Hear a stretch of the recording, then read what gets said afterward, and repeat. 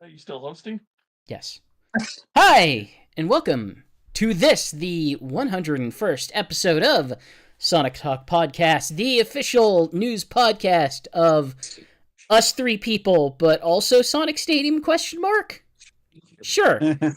Hi, I am GX, aka Chris, aka the Spin Dash, your MC tonight, your host, your Your man main with character? the man with no sort of plan but will continue on anyway. And that other voice that you've heard is that of Alex, aka Nuckles87. Hey Alex, how you doing? Shigs, when we say we're live now, that's when you just let GX just introduce the show, and then you can ask him if he's still hosting, because he's hosting. Yes, ask me if I'm hosting after the show has started. That's the best time to. Well, the problem is there was like there's about 10 seconds of dead audio, and I was wondering what was going on. The other voice that you've heard is that of Jason, aka Shigs. We are writers for Sonic Stadium. We cover news. Most of these people on here cover news. One person on here has covered news this month. And I mean, yeah. technically, two of us have. I've done it. Shigs has done it. Yes. He got to go to That's San Diego. that's true. That's true. You've actually Normally it is that's just constantly driving from Oregon to California and back to cover news. Don't you just miss being a resident of California, Shigs? That's well, covering this stuff is the one thing I miss about it. I'll say that. Well, one thing I've been getting into this week, and we're gonna try to have an abbreviated what we've been playing, because to be blunt, what I've been playing, I believe, as Alex has described it, is a series of biblical plagues. I've been doing very little for the site, as I have a house with no running water at the moment. It's not that I'm not still. I think by the end of the weekend, it will have been 3 full weeks, if not slightly longer. So I'm having fun times with that. That's been taking up most of my attention. So between that, though, I've been playing Ghost Trick. I was able to finish. I finished Xenoblade, so I was free from the Xenoblade Chronicles 1 curse of attempting to finally finish that game. Moved on to Ghost Trick. I will keep it short. Ghost Trick is amazing. It is a game that you absolutely should play. It is a amazing marriage of narrative and mechanics, which is to say the narrative influences the mechanics and the mechanics influence the narrative. It is the best game in the, we'll say, style, broad character writing and narrative style of the Ace Attorney series. And it's just so good. It's just so good. I bought it for a friend, and she's been working her way through it, and she's been very happy with it. But the game I will at least spend a little bit more time with is I'm playing Pizza Tower. The Wario-like. It's very specifically, it's in the style of Wario Land 4, the GBA one. I say in the style of that one because the Wario games are all in different structures. And the structure of Wario Land 4 is that it still has a lot of the similar Wario mechanics, but what sets it apart is the stages. You traverse the stages in one direction as the stage begins. You use it as an opportunity to explore the stage, to get treasures, to sort of, fight enemies, etc. And then at the end of the stage, there is some sort of self-destruct mechanism that you have to initiate. And once you do so, you have a limited amount of time to then run backwards to the beginning of the stage and, just escape the level as it falls apart. So I have a lot of affection for that style of gameplay, especially in the Wii version of Wario Land Shake It. The only version of Wario Land Shake It is the Wii version, but aside from that, They need to port that. Pizza Tower is good with a but. Stylistically, it bears a lot of resemblance to something like in the vague aesthetic style of, you know, somewhere around Ren and Stimpy, Rocco's Modern Life, Cow and Chicken, the sort of vaguely unsettling, sometimes gross, sort of 90s exaggerated cartoon aesthetic. Yeah. Yeah, sort of a weird pencil art. In this case, it is a sprite art game, but it's more sprite art in the style of like MS Paint, where you have hard pixel edges, but you don't really have like styled sprites. It's just big, thin. It's like thin lines and big bold colors and big exaggerated motions. And like plot-wise, plot barely matters. You are a pizza chef. Apparently, there is some sort of pizza villain at the top of the pizza tower that is threatening you. So you must ascend the various levels of the pizza tower in order to stop him. And I don't love it. Aesthetically, I think it's great. Aesthetically, you're going to know if you love or hate the aesthetics immediately. Like, I enjoy the aesthetics. Yes, it's very striking. What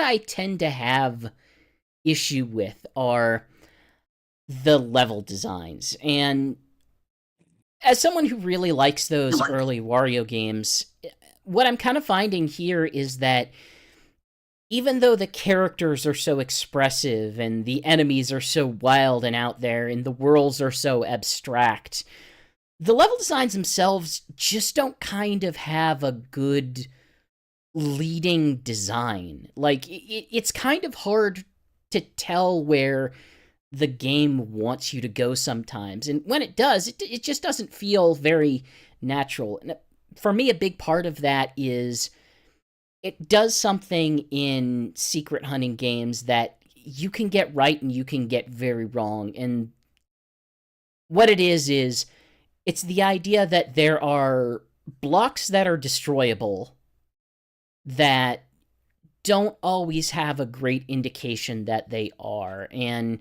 as someone who played a lot of Metroid recently, I'm sure you can relate to that, Alex.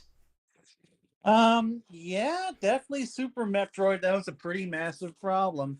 You're just shooting every single freaking pixel, hoping that, making sure that you don't miss anything in a room, especially like a vital route to that you need. And mechanically, this is a game that's supposed to that the mechanics sort of build to a level, or intend to build to a level of flow. Like, you can run very fast in this game. You can hold down a button and your character will just dash forward continuously. If you jump into a wall while dashing, you will just continue running up the wall. Or you know, if you're running at full tilt, you can press the other direction and he'll just sort of dash in the other direction. You can slide, you can take big leaps as you're dashing, and the combination of like that kind of momentum attached to, hey, explore these levels of tight corridors and invisible walls, it just doesn't mesh well entirely. I'm kind of still going through it mostly for the purposes of like it's visually, it's still amazing. Like, it still takes you to a lot of different locations, a lot of weird, wacky locations. One of the levels that I encountered today was a mini golf stage that takes place inside a fast food restaurant. It's great. It's stupid and fun and weird and abstract and bizarre, and I kind of want to continue to see that, but I kind of feel like I'm playing it in spite of itself just so that I can get to that part and just getting through this, this Wario-like design that for me just doesn't quite work. I'm surprised because I've heard nothing but praise for this game. That's kind of why I'm a little bit as disappointed as I am, because I've also heard nothing but praise for it. So I was kind of coming into it thinking, "Oh yeah, this is going to be me all the way," and like it's fine. I'm not gonna say, "Hey, if you're interested in it, don't get it," but I'm just kind of also coming into it as like, hey, as someone who cares about level design, I just don't feel like it's there for this yet, at least for what I want. So Well, how? at So least Ghost Trick. yeah, at least I have Ghost Trick. Good God, do I have Ghost Trick? Ghost Trick is awesome. I played that way back in the day on the Nintendo DS, and that was awesome. I played it on. I will probably play it on whatever feature system it comes out on in about 2-3 years time after I've gotten rusty on the story details again. But there's a joke in the Ghost Trick community where everyone who plays Ghost Trick wants everyone else to play Ghost Trick so that they have someone else to talk about Ghost Trick with. So Shigs, tell me a bit about Crash Team Rumble, that one of the final Activision games among their various. Yeah, before they come Microsoft games, apparently. Yeah, so I've played little bits of this here and there before when it was in beta before it came out. Last time was at the Summer's Games Fest, and then I decided, well, I'll give it a shot. It's like $30, for it, and it's another thing like Disney Speedstorm where I'm having fun with it, but I don't think I could recommend it, for the $30 price, as it is a live service game, very much so. It's got a battle pass, you're leveling up your characters and such, and it's obvious the next season of battle pass you'll have to pay for, even though you're paying an initial $30 for the game, or $40 for the special edition, which gives you a classic Tana skin and some other little extra doodads. Now, my main problem with the game is not that the main game itself, the competitive game, isn't fun. It's actually very fun, and I'll get to the details in that in a second. But that's pretty much the only mode in the game. The only other thing is practice or local multiplayer. But they sometimes will add a feature to that mode, to the main competitive mode of sometimes, and then there'll be a limited time thing, and then they'll put it away. But basically, what it is it's a sports competitive like sports game where Crash and the other characters from Crash 4 and a new one are playing this game where you have to smash crates, collect as much Wumpa as you can, and get it over to your base and to score. And you have to score up to 2,000. It's teams of 4 and 4 versus 4. I've heard it be compared to a MOBA. I wouldn't compare it to MOBA. I'd compare it to a sport. It's kind of got almost a little bit basketball, a little bit soccer type of thing. It feels like a sport more than a MOBA to me. Aren't MOBAs kind of built to be like sports? I have never really played MOBA, so it's hard for me to say. Okay. Here's the telltale element. Are there lanes to get from one side to the other? Lanes? No lanes. It's a pretty open environment when you're in the thing. It's a small open arena, and there's things you can do in it, like you can jump onto these large crystals, and if the crystals stay blue on your team long enough, it adds to the extra points for when you drop your Wumpa off at the base. It can add extra points to that. There's these little, what do they call them? Anks, or like little Egyptian crosses. You can collect those, and you can take them to a base for extra powers to work against the enemy.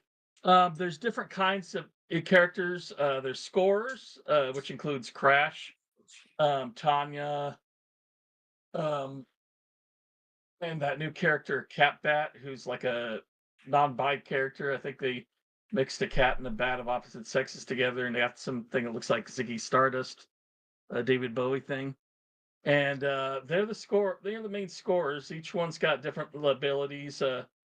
Crash seems the most balanced. He's good. He's good at defending himself while he's also fairly fast. But Tanya's the fastest, and she can go across the field.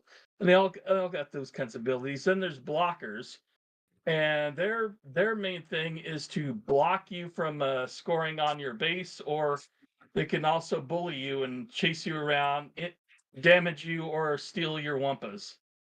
And so that they they provide mainly the defense on the game. And then that one's got like Dingo Dial, Ripperoo, uh, female version of what's his name, the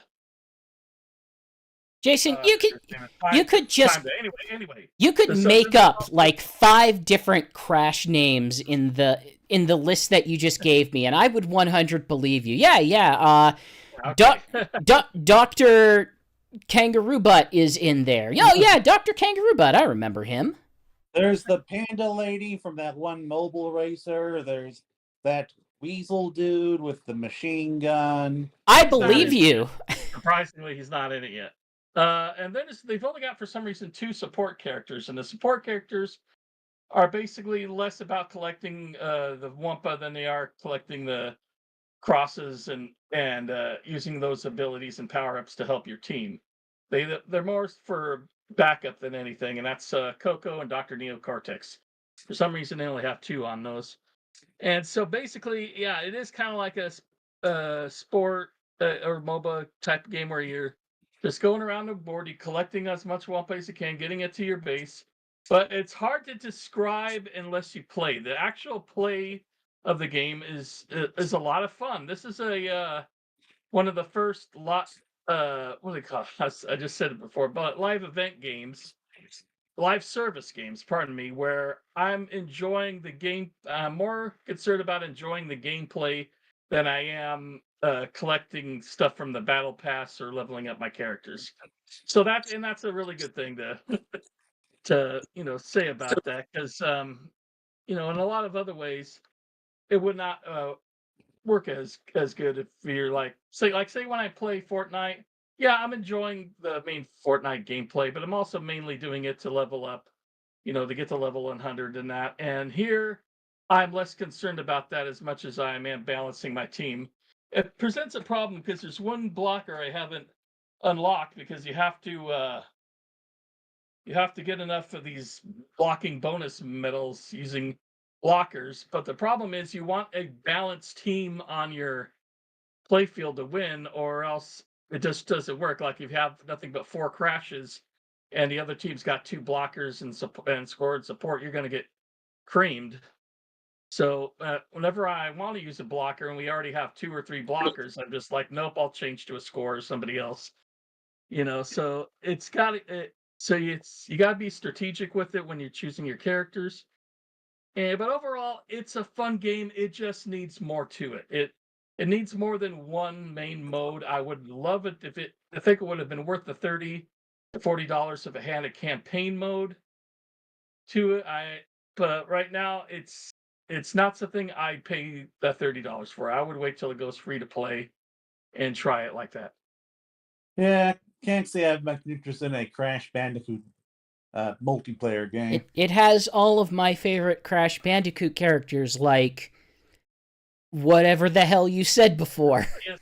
It's actually a small amount of characters for the opening game. They want look, you really not know who Dingo Dial is. I remember 3 actual characters. No. I remember 5 characters from Crash Bandicoot. I remember Crash. Did you play Crash 4? I remember the sister that the internet is horny for. I remember the mad scientist. I remember the other mad scientist with the come on. missile in his head. Dr. Cortex's name. And I absolutely do not. And I have a figurine of him for Skylanders. And I remember the mask that is absolutely problematic in 2023. Uka. In the Crash 4, there's even a whole bunch of different masked characters, and they're all back here. It seems like they designed a gameplay where they didn't have to worry about making too much new graphics for it, because a lot of these characters look like assets just ripped out of Crash 4. They look identical pretty much. The smoke on the street that I've heard is that this kind of went through a lot of development hell because, as we have heard otherwise, despite this game seemingly coming out, it sounds like Toys for Bob have done, or have basically been moved to another Call of Duty support team, as is the tradition for all Activision development studios. Yeah, I'm so sick of Call of Duty. I have never dug into that game. I like Call of Duty single player okay for look for something that looks like a blockbuster movie or whatever. But then you get into the multiplayer and I die instantly every time, and it's no fun like that, you know? I think what's important, Chris, is that you remember Viscount, the best Crash Bandicoot character. Who? You could be making that up, and I would 100% believe you. I am not making that up. I don't know anybody in Crash Bandicoot. I maybe remember the two characters in Spyro, and that's kind of it. I remember more Skylanders than I remember characters in Crash Bandicoot and Spyro combined. Well, you see, this is the character from the hit DS party game Crash Boom Bang. Oh, good. 2006. Good. All of these characters are pretty much regular except for Cat Bat. Cat Bat's You know- the only new character. You know, people make fun of the Sonic cast, but you know what?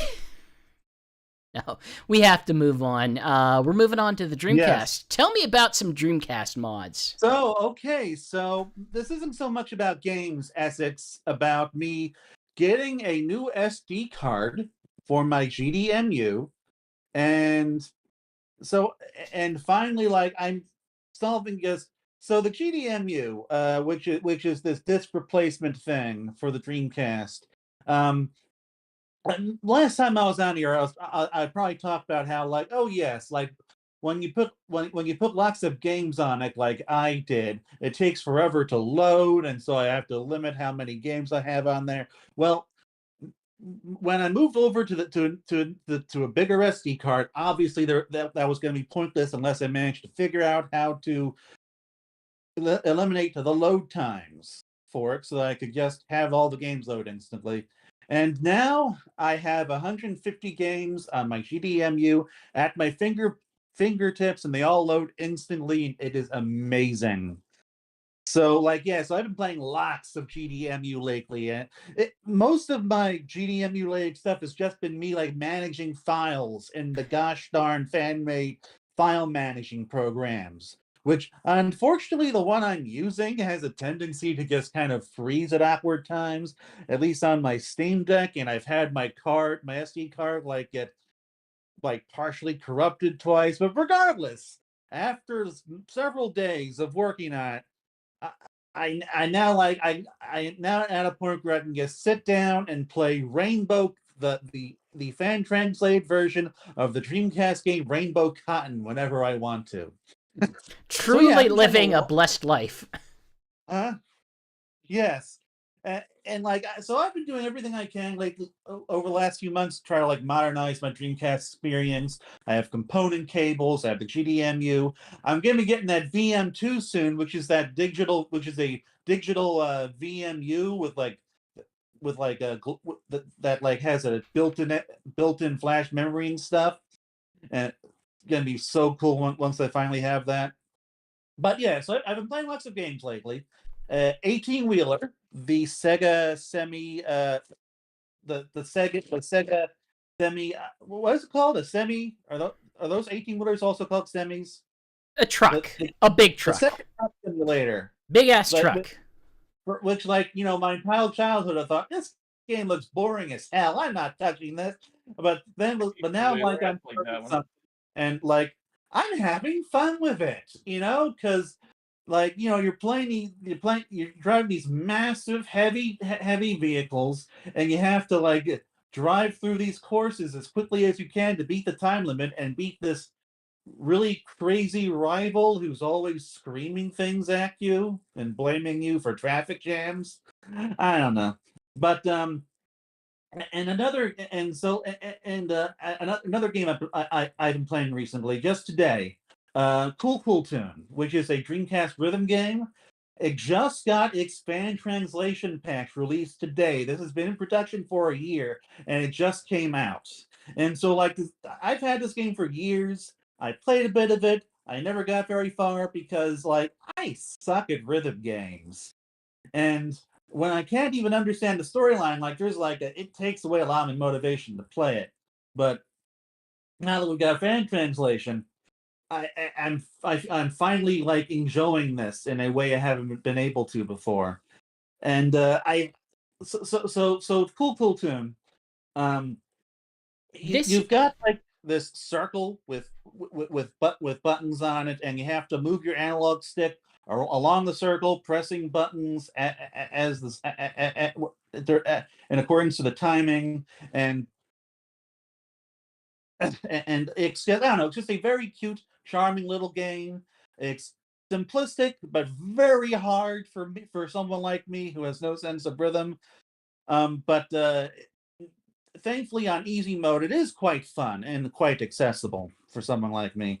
And so like yeah, like I've been playing lots of shooters, lots of arcade games. I really want to take another crazy taxi soon.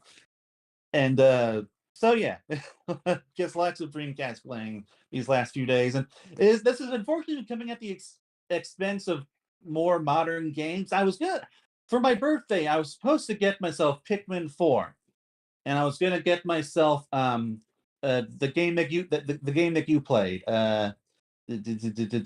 Ghost Trick? Yeah, Ghost Trick. I was gonna get Ghost Trick, You should get but Ghost like Trick.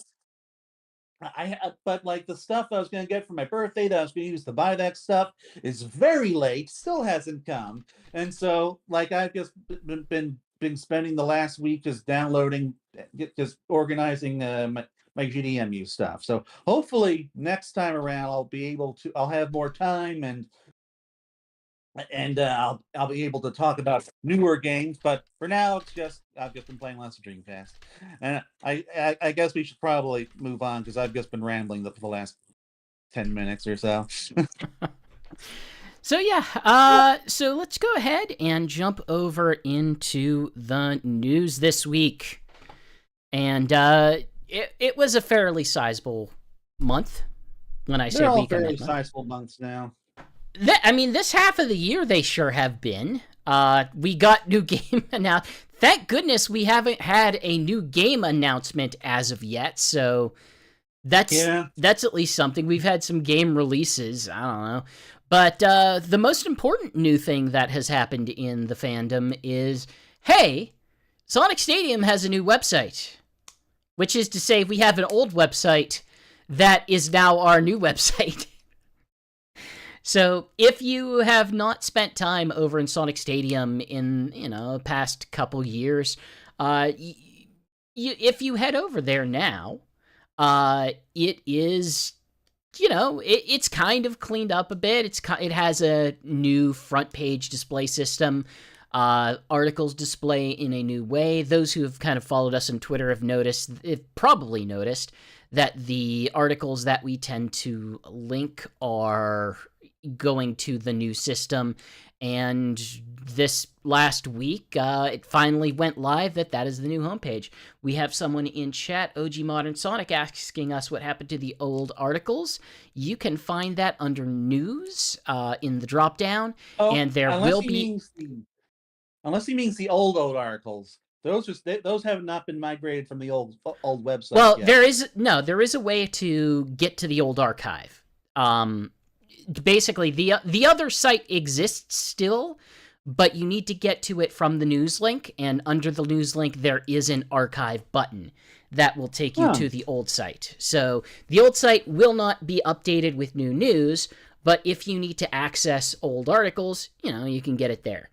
Otherwise, we're continuing on with it, and the great part about it is the old comment system went great. It was WordPress comments, and it meant that we got a lot of spam. It meant that we got a lot of anonymous people who just wanted to use it as an excuse to be like, "Oh, this sucks. I hate this." And some people use it as an excuse to say that they are a pro wrestler and complain that I don't know how, that I don't fundamentally understand Sonic Frontiers, which was always Yes, great. GX.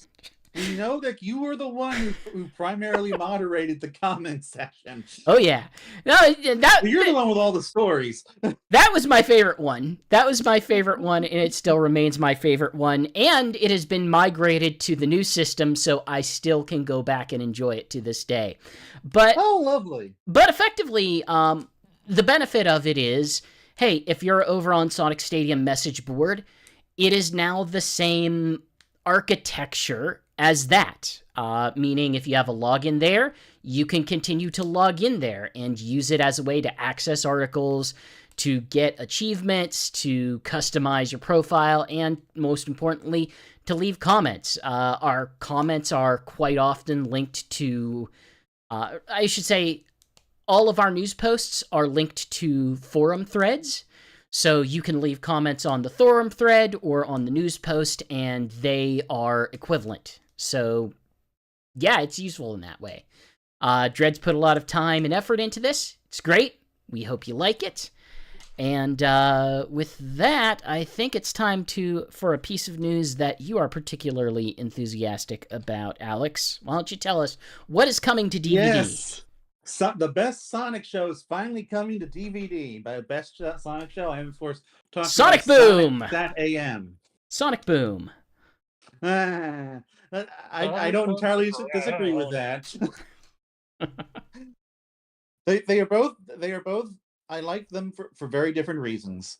But yeah, so Sonic Satam is finally returning to DVD, and it is inferior to what Shout Factory released 10 years ago, but 15 years, almost 20 years ago. Wow, that's I feel old. But it's inferior to what Shout Factory released, but is still something which is better than nothing. Well, let's be clear here. Any of the subsequent non-Shout Factory releases have not been as good as the Shout Factory releases, with the exception of Sonic X, which was never associated with Shout Factory. But, I might argue the Discotheque version is superior.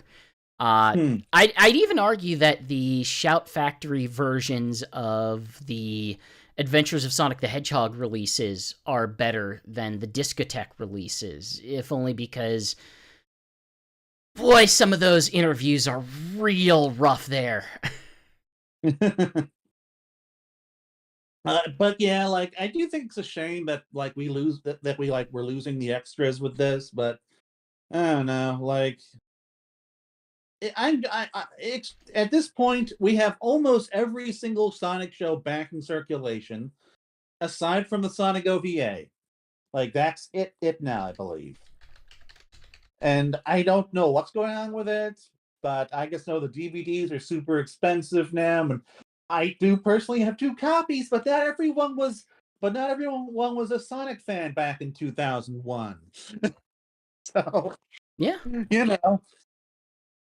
So I really do hope that we're able to resolve this, and we're able to get every single big piece of Sonic media back into circulation. Honestly, I'm surprised it's not on Crunchyroll, because that was an ADV dub, and I can't quite remember the animation studio involved with it. Perhaps that's a holdup for it, but I believe it's TMS. Okay, if it's TMS, then there should be nothing stopping them from having it be available, with the exception of, I don't know. As I understand it, there might be some sort of rights issue in regards to, the dub. I think that the company that did the dub, ADV. ADV. Yeah, they went under, right? I think no one knows who has the rights to the dub after that happened. Well, okay, it depends. It was made by Studio Piero. Okay, I don't know the exact circuit. A lot of times, the way that contracts are set up is that after a certain amount of time, the original owner of the anime production itself gets to own the dub. Even now, there's a lot of ADV stuff that has made it to re-releases and stuff. Cromartie High School, you can go watch. You can still get Azumanga Daioh. Obviously there are certain, well, I'm trying to think is the original Ava dub available on Netflix, or is it only their new dub? I think it's only their new dub. I believe that's the decision from Netflix, not a rights thing. Gotcha. So I don't know. I would like it. I would like a Blu-ray release of it, but I probably won't get that much treatment. But oh man, I would love for this to get a proper Blu-ray release, like just not just release, but a remaster, HD remaster. Problem is, we're not going to get any HD remasters. We can't even get an HD remaster of Sonic X.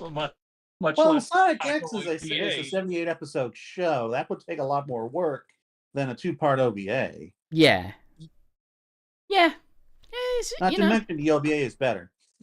But yeah, like the biggest thing is, obviously, hey, if you want to watch SatAM and you have access to one of many streaming services, it is available on which one? It's available on Paramount Plus. It's available on YouTube. Oh, the whole thing is the whole thing on YouTube? The whole thing is legally on YouTube and Amazon Prime. Well, Plus. Sure. What is now? Sonic SatAM. I did a whole article, all the Sonic shows years ago. Sonic SatAM is pretty much everywhere. I think Tubi and Pluto TV still have it. Oh, neat. I wasn't aware that was on Tubi. Yep. So the other thing that will possibly be seeing release as well is it looks like Yuji Naka may not be going to jail. It isn't to say he will not be punished, but he may not actually go to jail. He's being fined millions of dollars, but he will likely avoid a certain amount of jail time. I'll be leaning on you for a lot of the news this week, Knuckles, because I've been kind of... Well, so this was very He's going to the green bill zone. This was very confusing for anyone who wasn't well versed in the Japanese legal system to report on, because whereas in the U.S., when you have jail time plus probation, usually you get the jail time and then you're on probation for a certain amount of time afterwards. But you see, Japan it doesn't have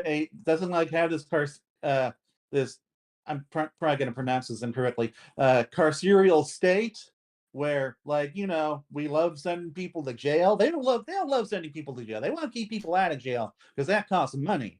And so a thing that they do is they put you on probation, and if you break the law again while you're under the probation, then you go to jail and you have to serve out your sentence.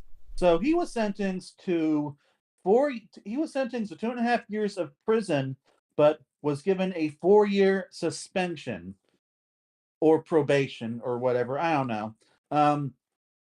And so long as he behaves himself for the next 4 years, he is not going to go to jail. And he was also fined $1.25 million, aka about 190 million yen. I can probably guess that he did not make that much in profit from the insider trading as well. Nope. I know he seems to be pretty well off because he's always driving sports cars and stuff. I mean, look. So, I don't know how much of a dent that is for him. The problem is insider trading on its own is a rich person's crime. Like, you have to be rich in order to meaningfully insider trade to make the profit that you need to, have it be illegal. So he was probably doing okay. And then, decide I'm going to do a little more okay. Yeah.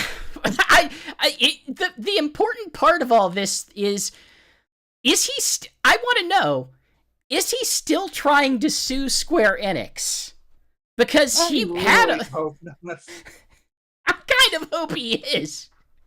Oh, that would be the cream of the crop. Is I am going to use you to commit crimes, but also you slighted me, so I'm going to continue to sue you. That would it would be the cream of the crop of Yuji Naka as a human being, who he is and what he stands for. Oh, I don't know. I'm getting comments Working in the YouTube game. of people who don't actually know what insider trading is or why it might be bad. Insider trading is Boss in Kingdom Hearts. yeah.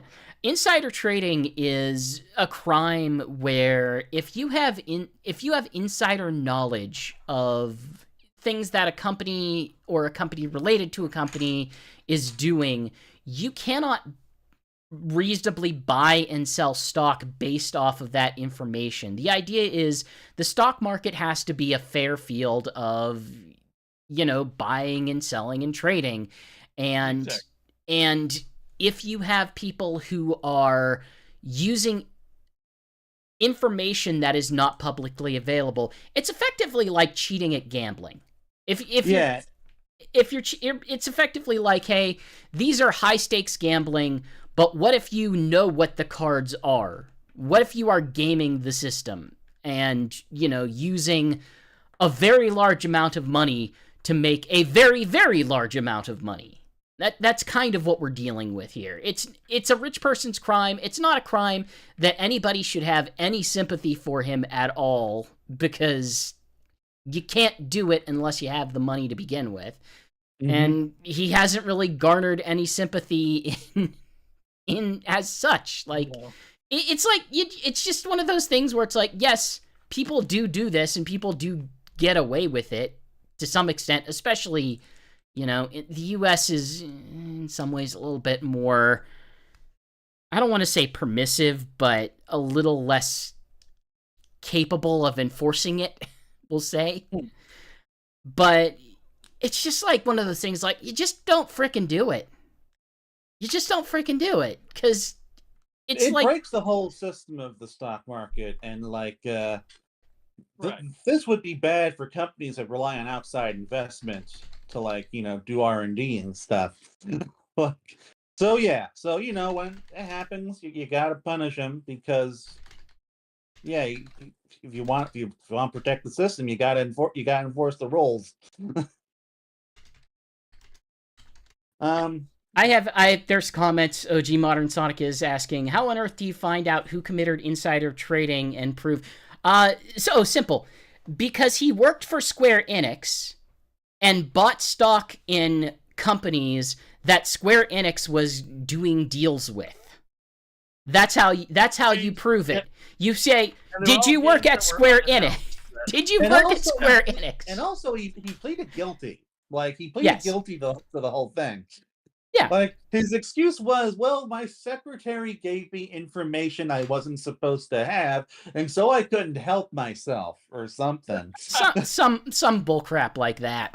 Like, we all know he's lying to get a lighter sentence, but, well, I cannot say we believe he is lying to get a lighter sentence, just based on human nature, we'll say. Obviously, we're not saying one way or the other in any sort of official capacity, but that is what people do. But we're gonna move into lighter news at this point, because Sonic has officially been on 900 adventures. Isn't that right? Yes, 900 English language adventures. English language, yes. That is the exact language that they Fleetway, use. that includes IDW. That's how they said it at the panel. All English-speaking adventures. Suck it, French comics. But so the relevant information here, though, is that we got to see Richard Elson's cover. And Richard Elson, for those who don't know, he was like one of the big artists for Sonic the Comic. Whenever you see something from Sonic the Comic and it looks good, it's from Richard Elson.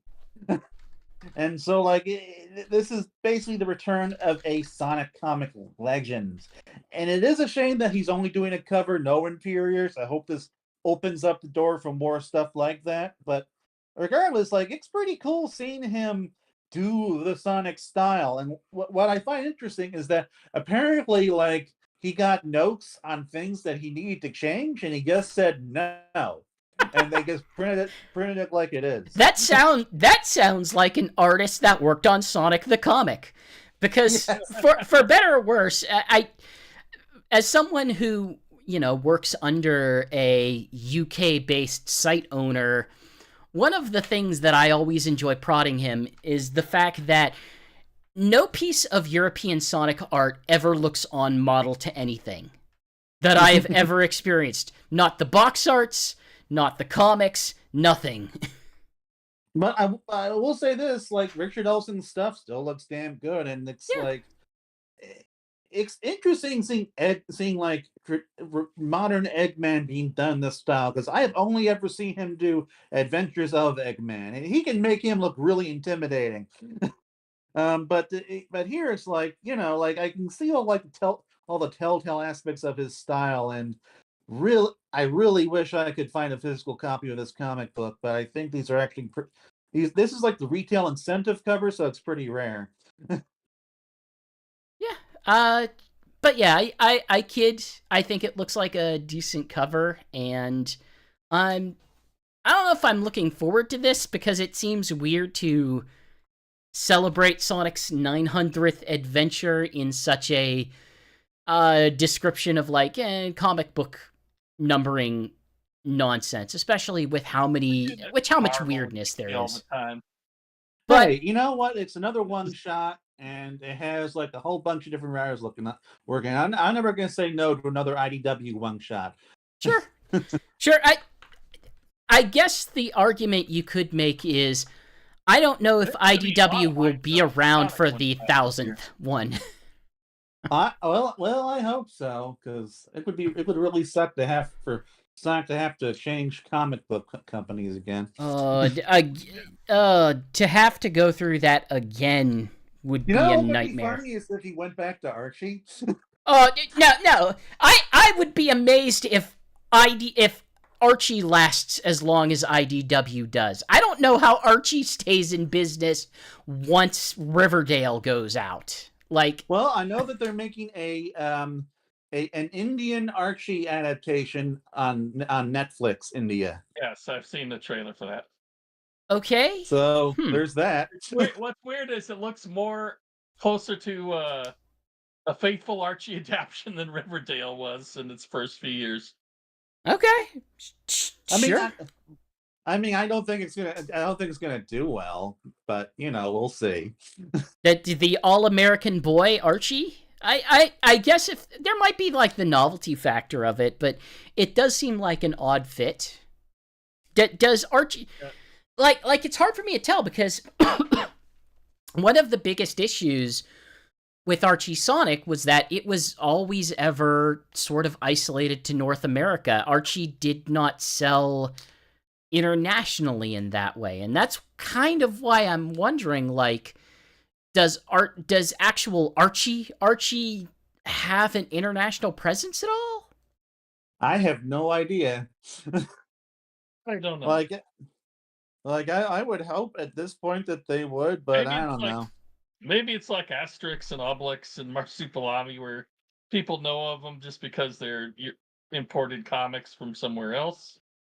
That's all I can think of. Well, one thing we will not be importing is Sonic Chronicles 2, a game which we never got. However, apparently it was on the tables at one point. I mean, yeah, the original ended on a cliffhanger, and so like the plan apparently always was that they were going to resolve it. And it's kind of interesting because it seems to kind of have a premise somewhat similar to Sonic Forces, which I guess shouldn't be too surprising, since both this game and that game would have involved like Eggman. He's conquered the world. Sonic and friends have got to be freedom fighters, and they've got to free people, and they've got to take down Eggman. What I find interesting about the initial premise for this is that essentially, like, this would have taken place in like actual regular Earth, and like it would have featured all these Eggman takes and all of these Earth landmarks. Like the Eiffel Tower was something that was specifically mentioned. So this one is canonical to the Mario and Sonic series. Okay. So as most of the game would have been Sonic and friends split up in different parties. They were freeing people and exploring different parts of Earth, and eventually they were all going to converge on Dr. Eggman's headquarters, and there's going to be like this big international. Let's see if I can find the big a build. They were going to build a multinational army to storm Eggman's base and restore world order. But then, right at the end of it, this god that was mentioned in the last game, named Argus, the creature that pulled all those aliens into the Twilight Cage, including the Ixit, those echidnas. He was going to like go in. He was going to attack, and all of the races of the Twilight Cage were going to be free, and they were all going to help Supersonic and Dr. Eggman fight Argus and eventually destroy it, and eventually destroy him. And Eggman was going to get away, and they're going to go back to the status quo, and it was going to end with like a tease of for future games involving like there was this trickster god who tricked Argus into throwing all these races into the Twilight Cage by saying that mortal beings were going to destroy him. And this trickster god was going to be like a hook for potential future plot lines. Sounds freaking weird is what it sounds like to me. I mean, Sonic Chronicles was a weird game. It was, absolutely, but it wasn't really obsessed with like It was very interested in the mythology of Sonic, but it wasn't, that direct with it, we'll say. So let's be real here. Sonic Chronicles was real horny for the backstory of Sonic. Like, it was really about it. Like, if you go into the character logs... What else are you going to do with base an RPG on, You're going to base it off of the world's history. But like, way more so than Sega or Sonic Team has ever legitimately cared about it. It just felt really weirdly inconsistent that it was that it felt at the time like it was the steward of the canon concept when Sega itself was not that into it. Like, you'd have small things like, hey, Gerald Robotnik was a pivotal background character for the events of Sonic Battle, and the Gizoid concept carried through multiple games. But beyond that, Sonic Adventure did continue like some of the bits of mythos that were introduced in Sonic 3 and Knuckles. What's weird is keep shade after this for other games, and it was going to be like her and Knuckles, I guess, continuing the Echidna bloodline. And yeah, that was I'm not entirely sure how serious they were being when they said that. but I mean, basically he was not going to be the only Echidna anymore. Let's be real, this still probably would have gone through a significant... We're looking at unfiltered ideas that would have still had to go through that is really true. Sega not standards and practices, but like brand management. If I had to guess, I would think that we probably weren't going to get things like all the Earth landmarks, and I'm 100% sure though that we would have gotten all the Argus stuff and the God stuff, because that's just what Sonic was doing at the time. So we won't be able to get this, but we will also not be getting Sister Sonic. Who is Sister Sonic? Okay, so Sister Sonic is this long rumored localization of this Sega CD action RPG called Popful Mail, which is about this bounty hunter lady, and it was initially a PC 98 game in Japan from Falcom, and Sega formed a company with Falcom to bring a bunch of their games over to Sega consoles, and this is going to be the first one of them. And for decades, we thought that this was a localization, that Sister Sonic was going to be a localization of this game, but we have found out through Did You Know Gaming, which also revealed the Sonic Chronicles 2 information, that through primary sources from the time, was that Sister Sonic was just going to be the game of Popful Mail. It was just going to be what the Sega CD port was of that game. And so like and apparently like out of all of Sega Falcon's games, this was the furthest along. And so It looks this like was it just has Sonic in the title, has nothing to do with Sonic or anything of that sort at and all. so what this game was going to be is that it was going to be it was going to feature one of Sonic's female relatives, not his sister, but just a female relative, and she was going to be a more mature girl with flirtatious and sexy charm, as as she was described by Sega Falcon's Oh, Lord. director at the time. Okay. So I don't know. That sounds a little bit like Rouge for the Bat, I guess. But ultimately, though, that this was canceled, they just gave us a straight up port of Popful Mail after a letter writing campaign from Popful Mail fans. And as cool as this would have been, as like as a neat addition to the Sonic mythos, I do ultimately think this was the better thing for Sega to do. Yeah. Because let the fans have their game. You don't have to put a Sonic character on for international appeal, although it probably would have sold better. They tried to do that with several Alex Kidd games. Like there's a handful of games that when they got localized to English, either in the UK or US or in some cases Brazil, became Alex Kidd games. Like I think Alex Kidd in Shinobi World wasn't originally an Alex Kidd game. I'm not familiar with that. I do know that that's supposed to be the best sounds game like in the Sonic franchise. just using the Sonic name similar to how Dr. Robotnik's Mean Machine was using that name for the Puyo Puyo franchise, I'm just glad that we finally got a confirmation that this was real. I really hope that one day we get some like I don't know development documents or something on it, because I would love to see what they were cooking up. Well, the other thing that has become real is Sega of America's unionization efforts. Yes, Aegis won its union election, and they're now negotiating a contract with Sega.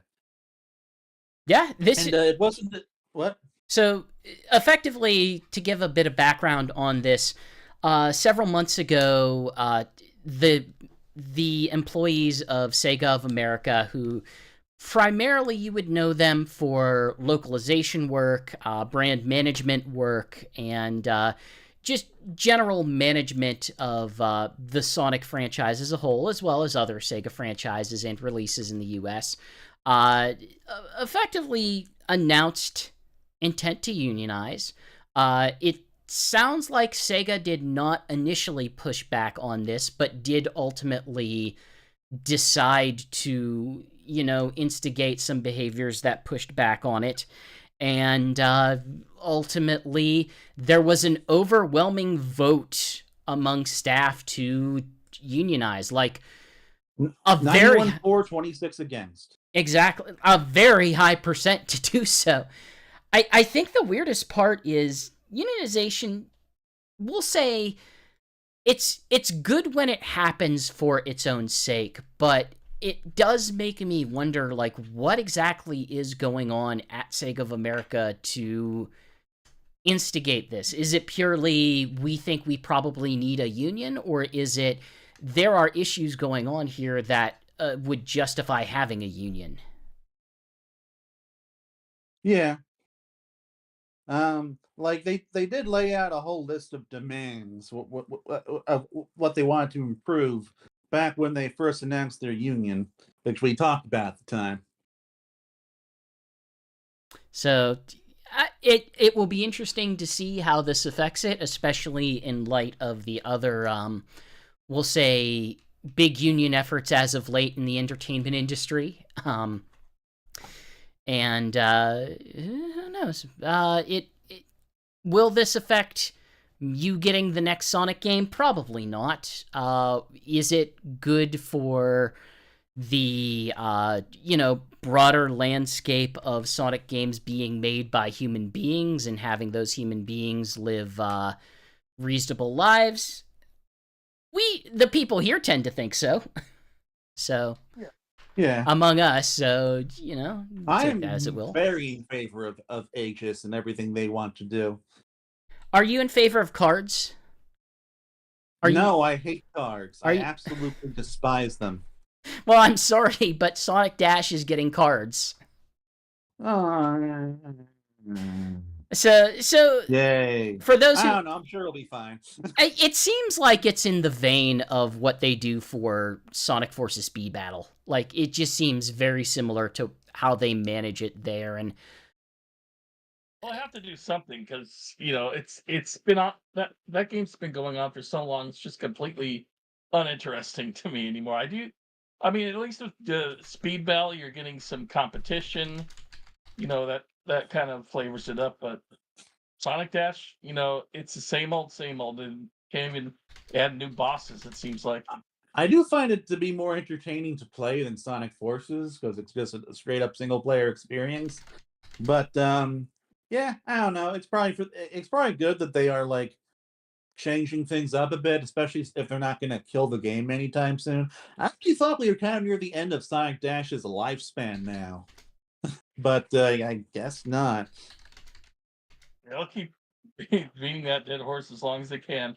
Okay, I'll mention some of the patch notes for this. It includes new character cards features, which has been added. Collect character cards that appear on the track. The further you run, the more and more character cards appear. So maybe there'll be rarer cards depending on how far you can get. I'm not sure. Cards go into your collection and can be used to unlock or upgrade your characters. Character cards stay forever, unlike previous tokens. You can view your character card collection all in one new place. Cards come in 4 different rarities. Oh boy. Common, rare, epic, and legendary. Just like a lot of other mobile things now. So well, that means you'll be getting repeats of the same spe- character Well, in the common, card rare, you epic, and collect the legendary. cards to unlock characters. You have to collect more than one. yeah, this is very, very directly modeled off what they're doing in Sonic Forces Speed Battle, as near as I can tell. It's the idea that like progress is managed through collecting all these duplicate cards in order to unlock characters and then upgrade characters, etc., etc. I don't have a sense yet. I haven't popped open the app, and I don't remember if the update is actually out yet. But It's out July 13th. oh, okay. Then I haven't had experience with it, but I don't know how it's going to manage like existing things that you've done, because there's been a lot of stuff that they have not and cannot bring back. I would imagine that all the characters aren't like Pac-Man or whatever, you can now just unlock by collecting these cards.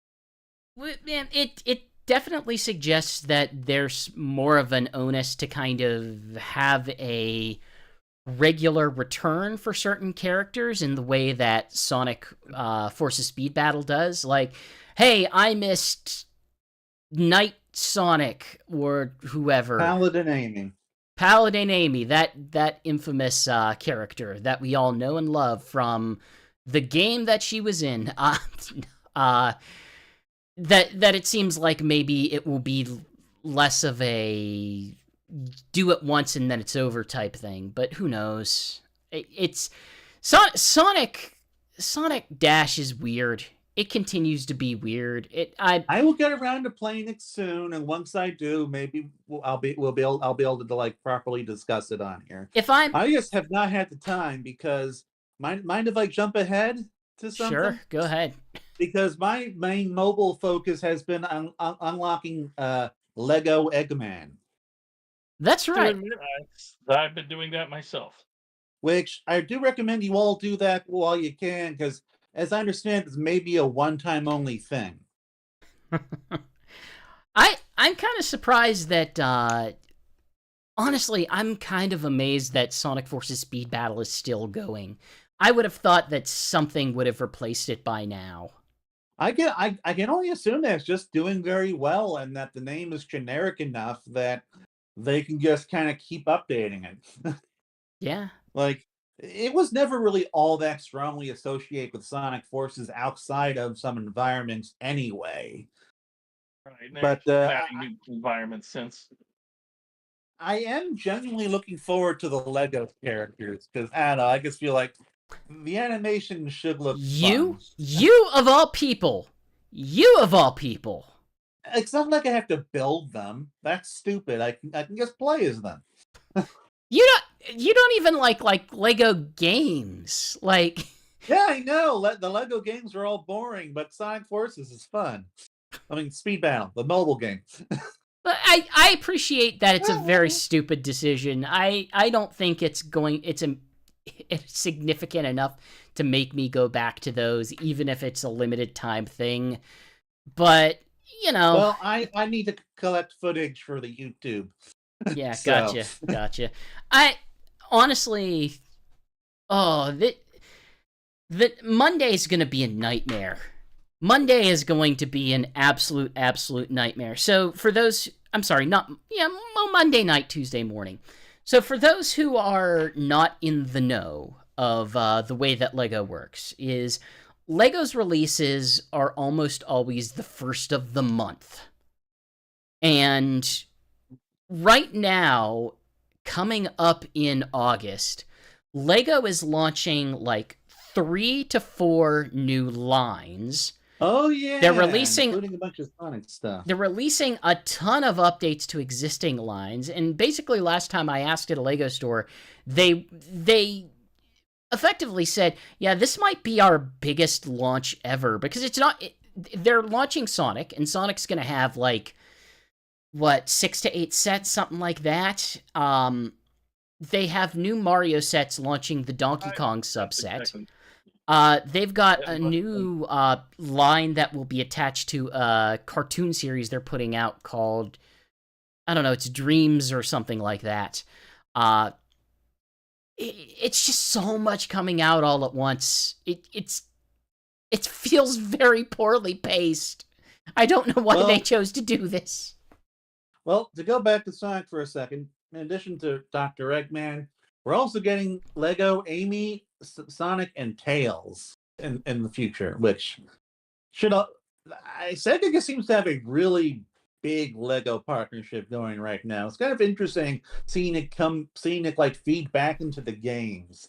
It's been both Sonic Forces and Sonic Superstars. I thought the video that Lego made with the Dr. Eggman minifig taking someone over, I thought that was actually authentically pretty funny.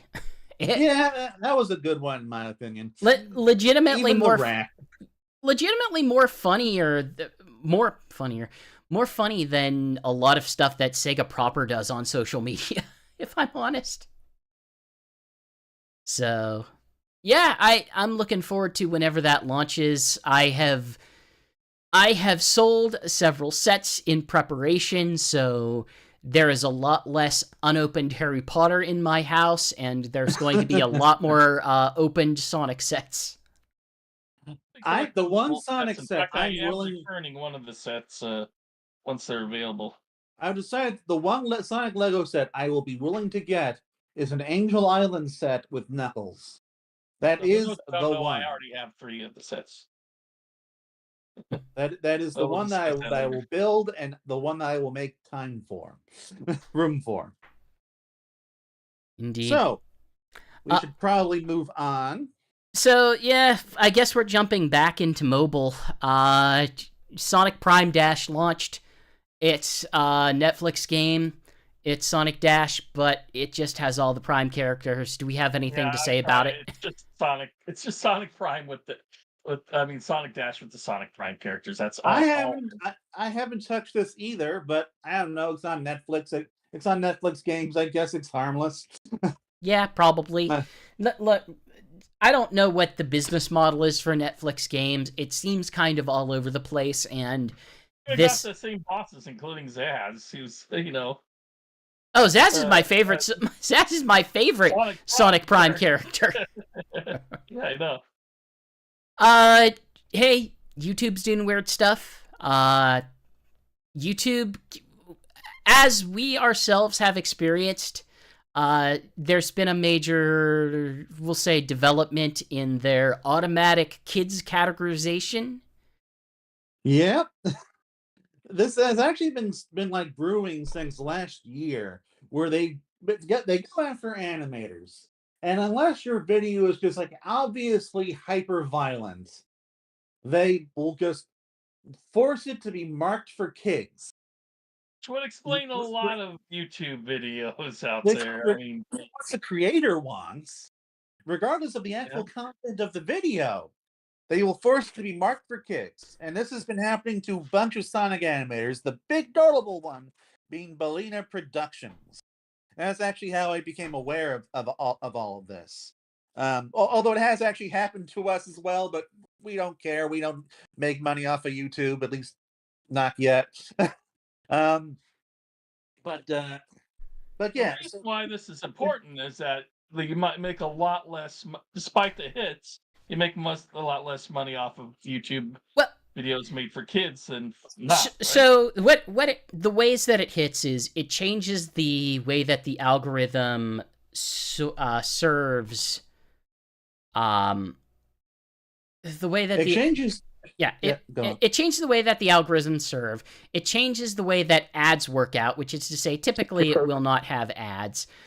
It changes. It basically automatically sets your comments to no comments, and it kind of changes some other settings. And really, the only way that you can sort of push against this is by there's a button in which you sort of say, okay, I'm arguing against this. And all that button has ever seemed to do in my experience is have an automatic thing tell me, nope, we decided that it's that. Can't do anything about it. There's no real customer support at YouTube. And that has just automated all robots. And that has been Bellina's experience. Like, he appeals, and like they keep coming back and they keep saying, well, we manually reviewed your video and we decided that it has been marked correctly, even though it says that this video is not for kids, and even though our own terms of service says that that general audience cartoons are not or do not get the made for kids label. Had a preview with like a zombie version of the werehog. It's got half his face missing and stuff. Yeah, like so the big video that instigated this is Sonic and Scared Stupid, the final chapter, which is like it's been this like kind of long running Sonic YouTube series from Bellina.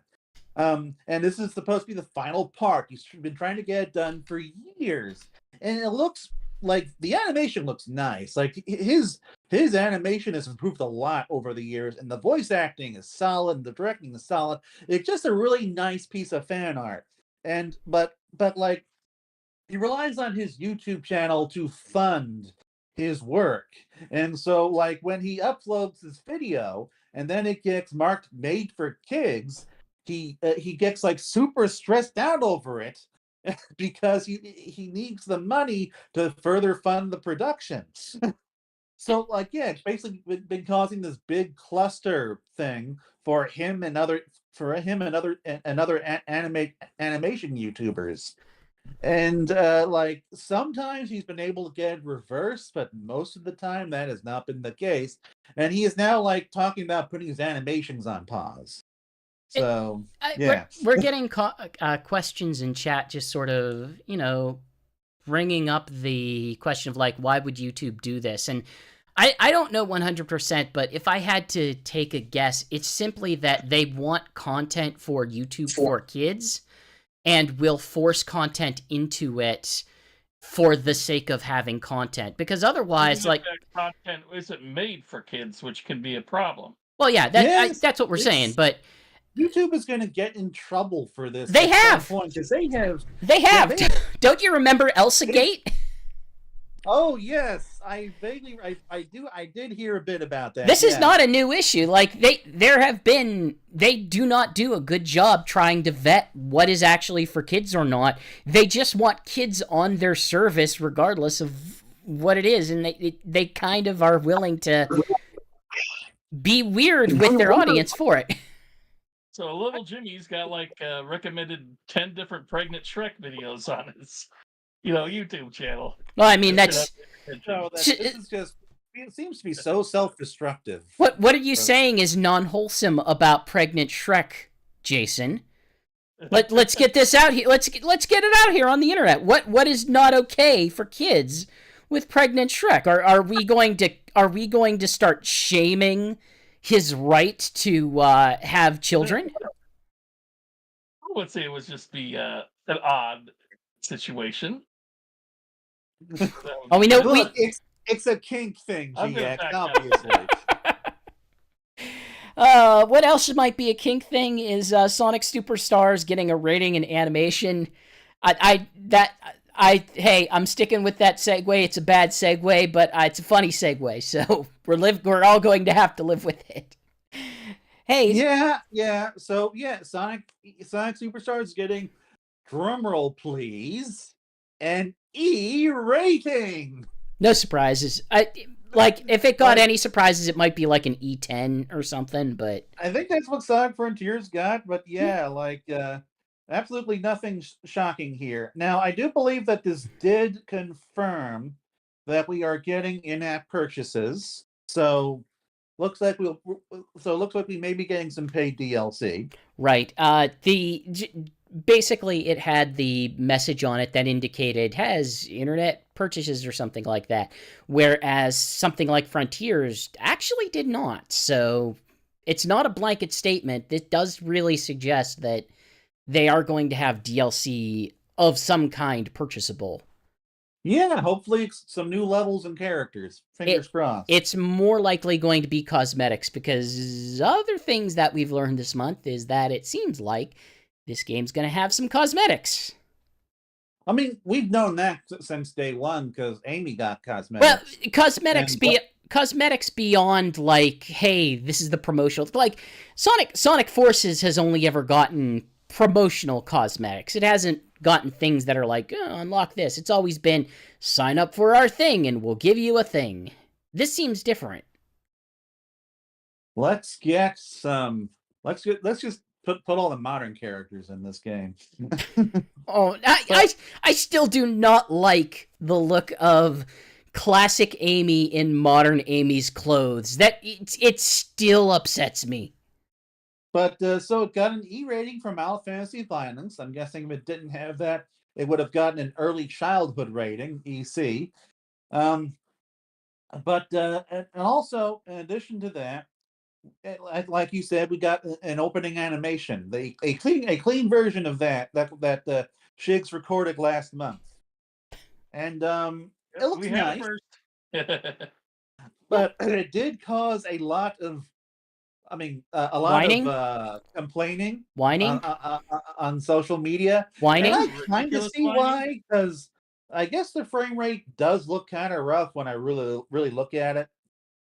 But I don't know. The degree to which this matters is nothing.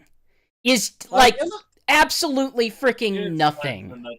It does not mean anything. Like at worst, it just looks like a mediocre Saturday morning anime in terms of its animation. No, I've seen Sonic X. This looks better than a mediocre Saturday morning anime. I mean by 2023 standards, GX. Not like I think most cartoons these days look better than Sonic X. Most cartoons at the time looked better than Sonic X. I think that was actually specifically something I said on Twitter when I was seeing if I could rile anyone up. Most cartoons. This looks better than Sonic X. Most cartoons on 4Kids TV block looked better than Sonic X. Like the few exceptions would be like the F-Zero anime. I don't know if the F-Zero anime looked better than Sonic X. Kirby looked better than Sonic X. Mm-hmm. I don't know. A few episodes in the early days because they have the Tiny Toons animators for a few of them. If you're frickin' mad enough to complain about this on social media, like what the frick is going on with your life? Like, I came very close to writing an article that just said the quality of the Sonic Superstars animation doesn't matter because this is something that no one's going to talk about in 2 months. Yeah, but, like this. I don't know. I just couldn't get my stream of consciousness going. This is Twitter drama for the sake of Twitter drama. This is I need to be mad about something on the internet, so let me yell into the void. But on the bright side, one, we did get to hear some music from the game. Yeah. I think it sounds nice. And Seems also, fine. we learned that Tyson Hess was not involved with this. So, like, he's apparently working on other stuff. This was done by a Japanese team. Yep. It seems like I had a thought, but then I lost that thought. Oh, sorry. Like the one thing I would say is the studio that was doing the other animations for this, the studio most associated with like the Castlevania Netflix series, Powerhouse. Yeah, Powerhouse. They unionized. Yeah, I don't know everything on their plate right now, but I do know that they are working, or at least associated with that, with at least one other Castlevania project, but also apparently the previously announced Vampire Survivor cartoon, which has been approved and is in production. Wait, they're making a Vampire Survivor cartoon? Wait. One has been announced. Okay. Right, that's not that's the new game. That's not Vampire Savior from Capcom. No, it's not Darkstalkers, the Vampire Survivor. No, which if you haven't played it, it's an awesome game. It's a very awesome. No, game. this is the weird weapon build up nonsense. We just ripped off some Castlevania sprites, but made a very weird world out of them. It was great because the press release talked about like how rich the world and narrative of Vampire Survivors is. And it's like there's no story to it. I mean, Jim Sterling tried to add as much to the lore as they could, but wake me up when there's a game theory for this game. I have no clue. I have no clue. However, what I do have no clue about as well is whatever Sonic and Friends is. Sonic and Friends. Well, I got a better idea just from the logo, right? Well, I mean sure. So it definitely looks chibi. Yeah. Sonic's face on there is kind of the chibi Sonic they've been doing in certain plushes lately, and I think it's not just plushes. They have this art style that's it's called like an emoji art style, and it's gone as far back as the old 3DS themes is the first place that I remember seeing it. It did happen for some of the plush that. I'm trying to think of the company. Was it Toy who did some for Sonic Boom? I cannot remember if Jack Specific did any of them, but it is a line of these things that they have recently brought back as a series of wallpapers. So let's go around, make predictions on what this actually is. What would you say, Juice? That we know. What do we know? That we are getting. They're apparently Sega Japan is going to be like releasing some TikTok animated shorts or something. That will feature characters that look like this. Okay, then that might just be what it is. But now one thing to keep in mind is that the initial trademark did have all the same game-related stuff that Sonic Superstars has for its trademark. And so, at the very least, this does seem like something that might be multimedia. So, yeah, I haven't... Personally, I'm thinking this is going to be some sort of child-focused brand, sub-brand, we'll say. I'm guessing, especially if it's going to be TikTok, I don't think it's going to have the same tone as they do with, some of their other social media efforts. I don't think it's going to have the same tone as, like, the games and stuff. This seems...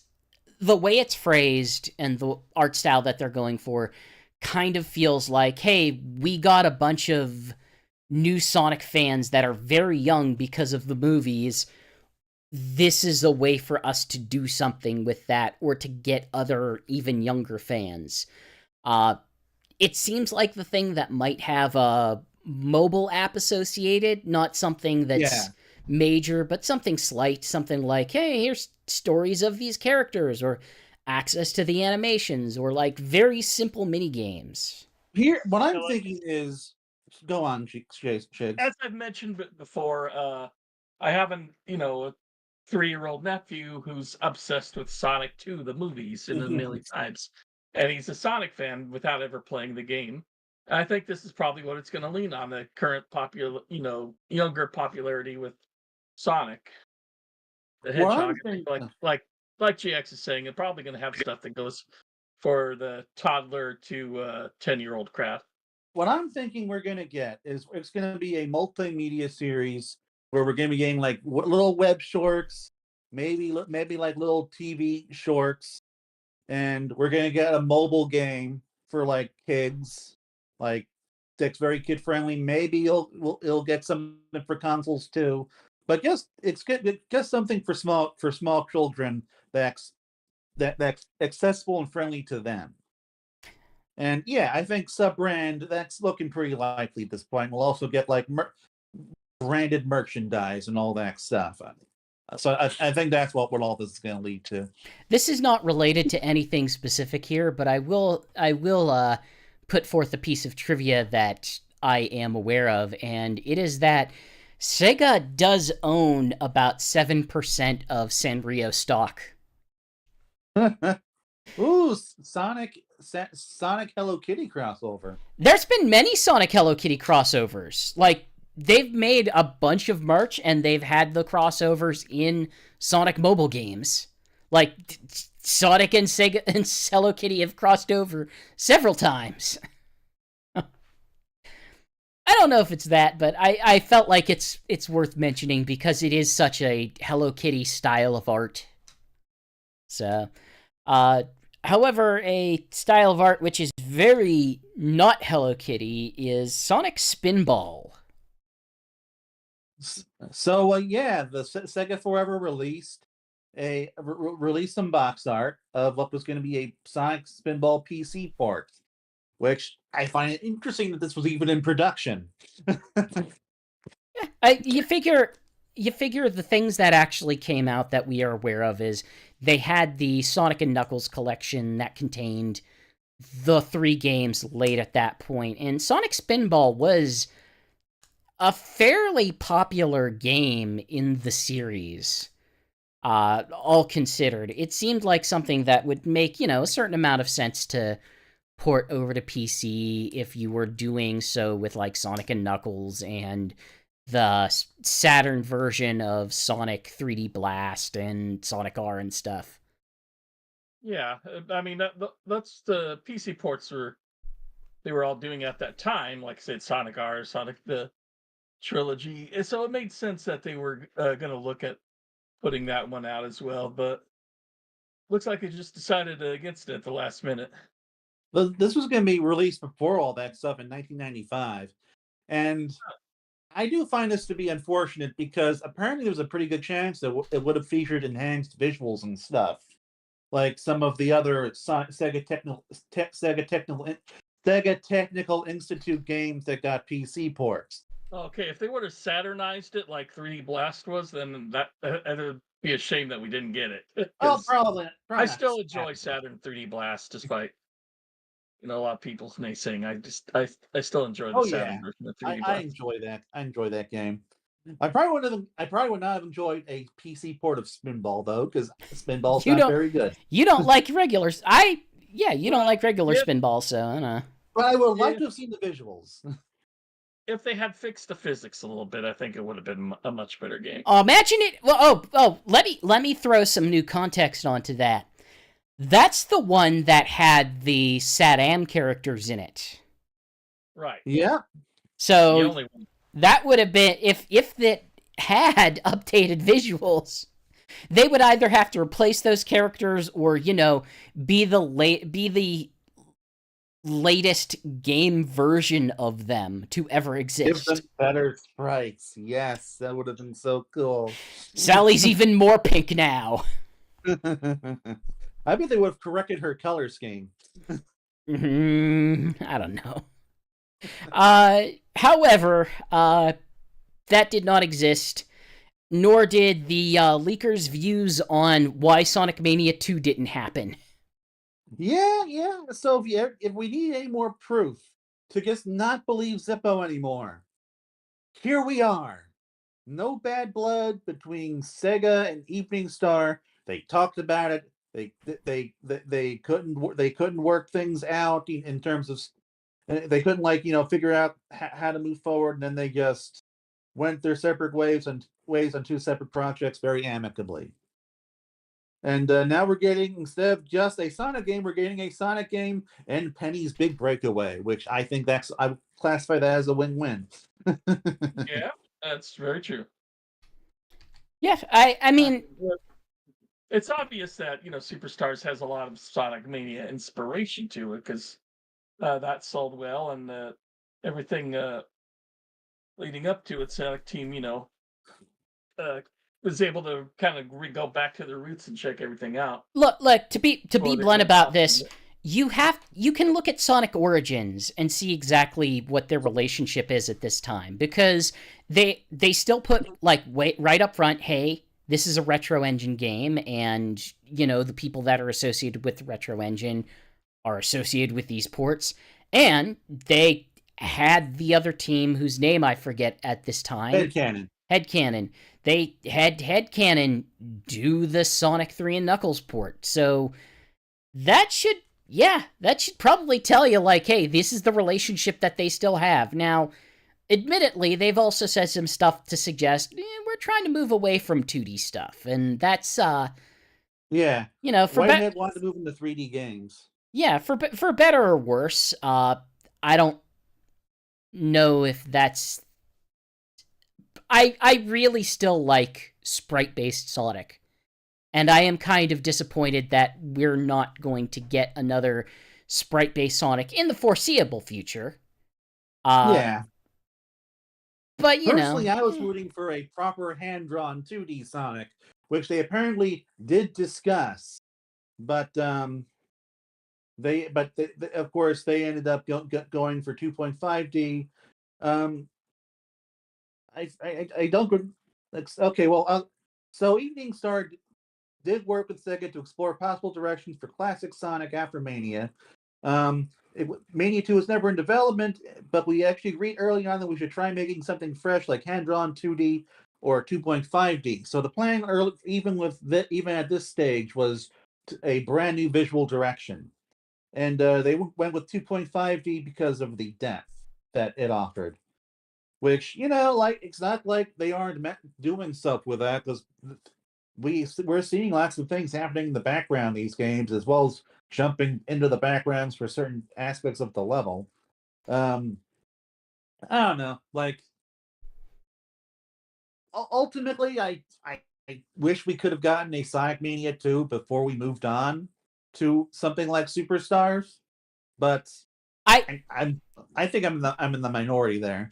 From a business standpoint, I think Superstars makes a bit more sense, because the biggest problem that you'd run into with Sonic Mania 2 is the comparison to Sonic Mania 1, which is, it just can't win against.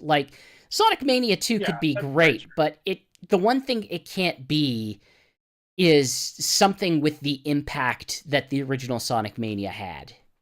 I mean, ultimately, I guess kind of wanted that because I really wanted more Sonic Mania with the DLC, and never got it. People will be comparing this to Sonic 4 episodes 1 and 2, which this already blows this out of the water. It's so much. Well, as someone who's played it, it's so much better than those two. And Sega seems confident enough to it because Superstars was at the Lego booth at Comic-Con, where people could play 5-minute demos of, which is enough to get through one act, I think. Do you have any, based on your recent experience, did you have anything you wanted to say specifically about your new experience with Superstars? Not really, because it's the exact same demo from the Summer Games Fest, exact same. So I didn't see any differences myself. I only played once because it was so busy, and just played as Knuckles through the not the jungle one, but the Blue Hill.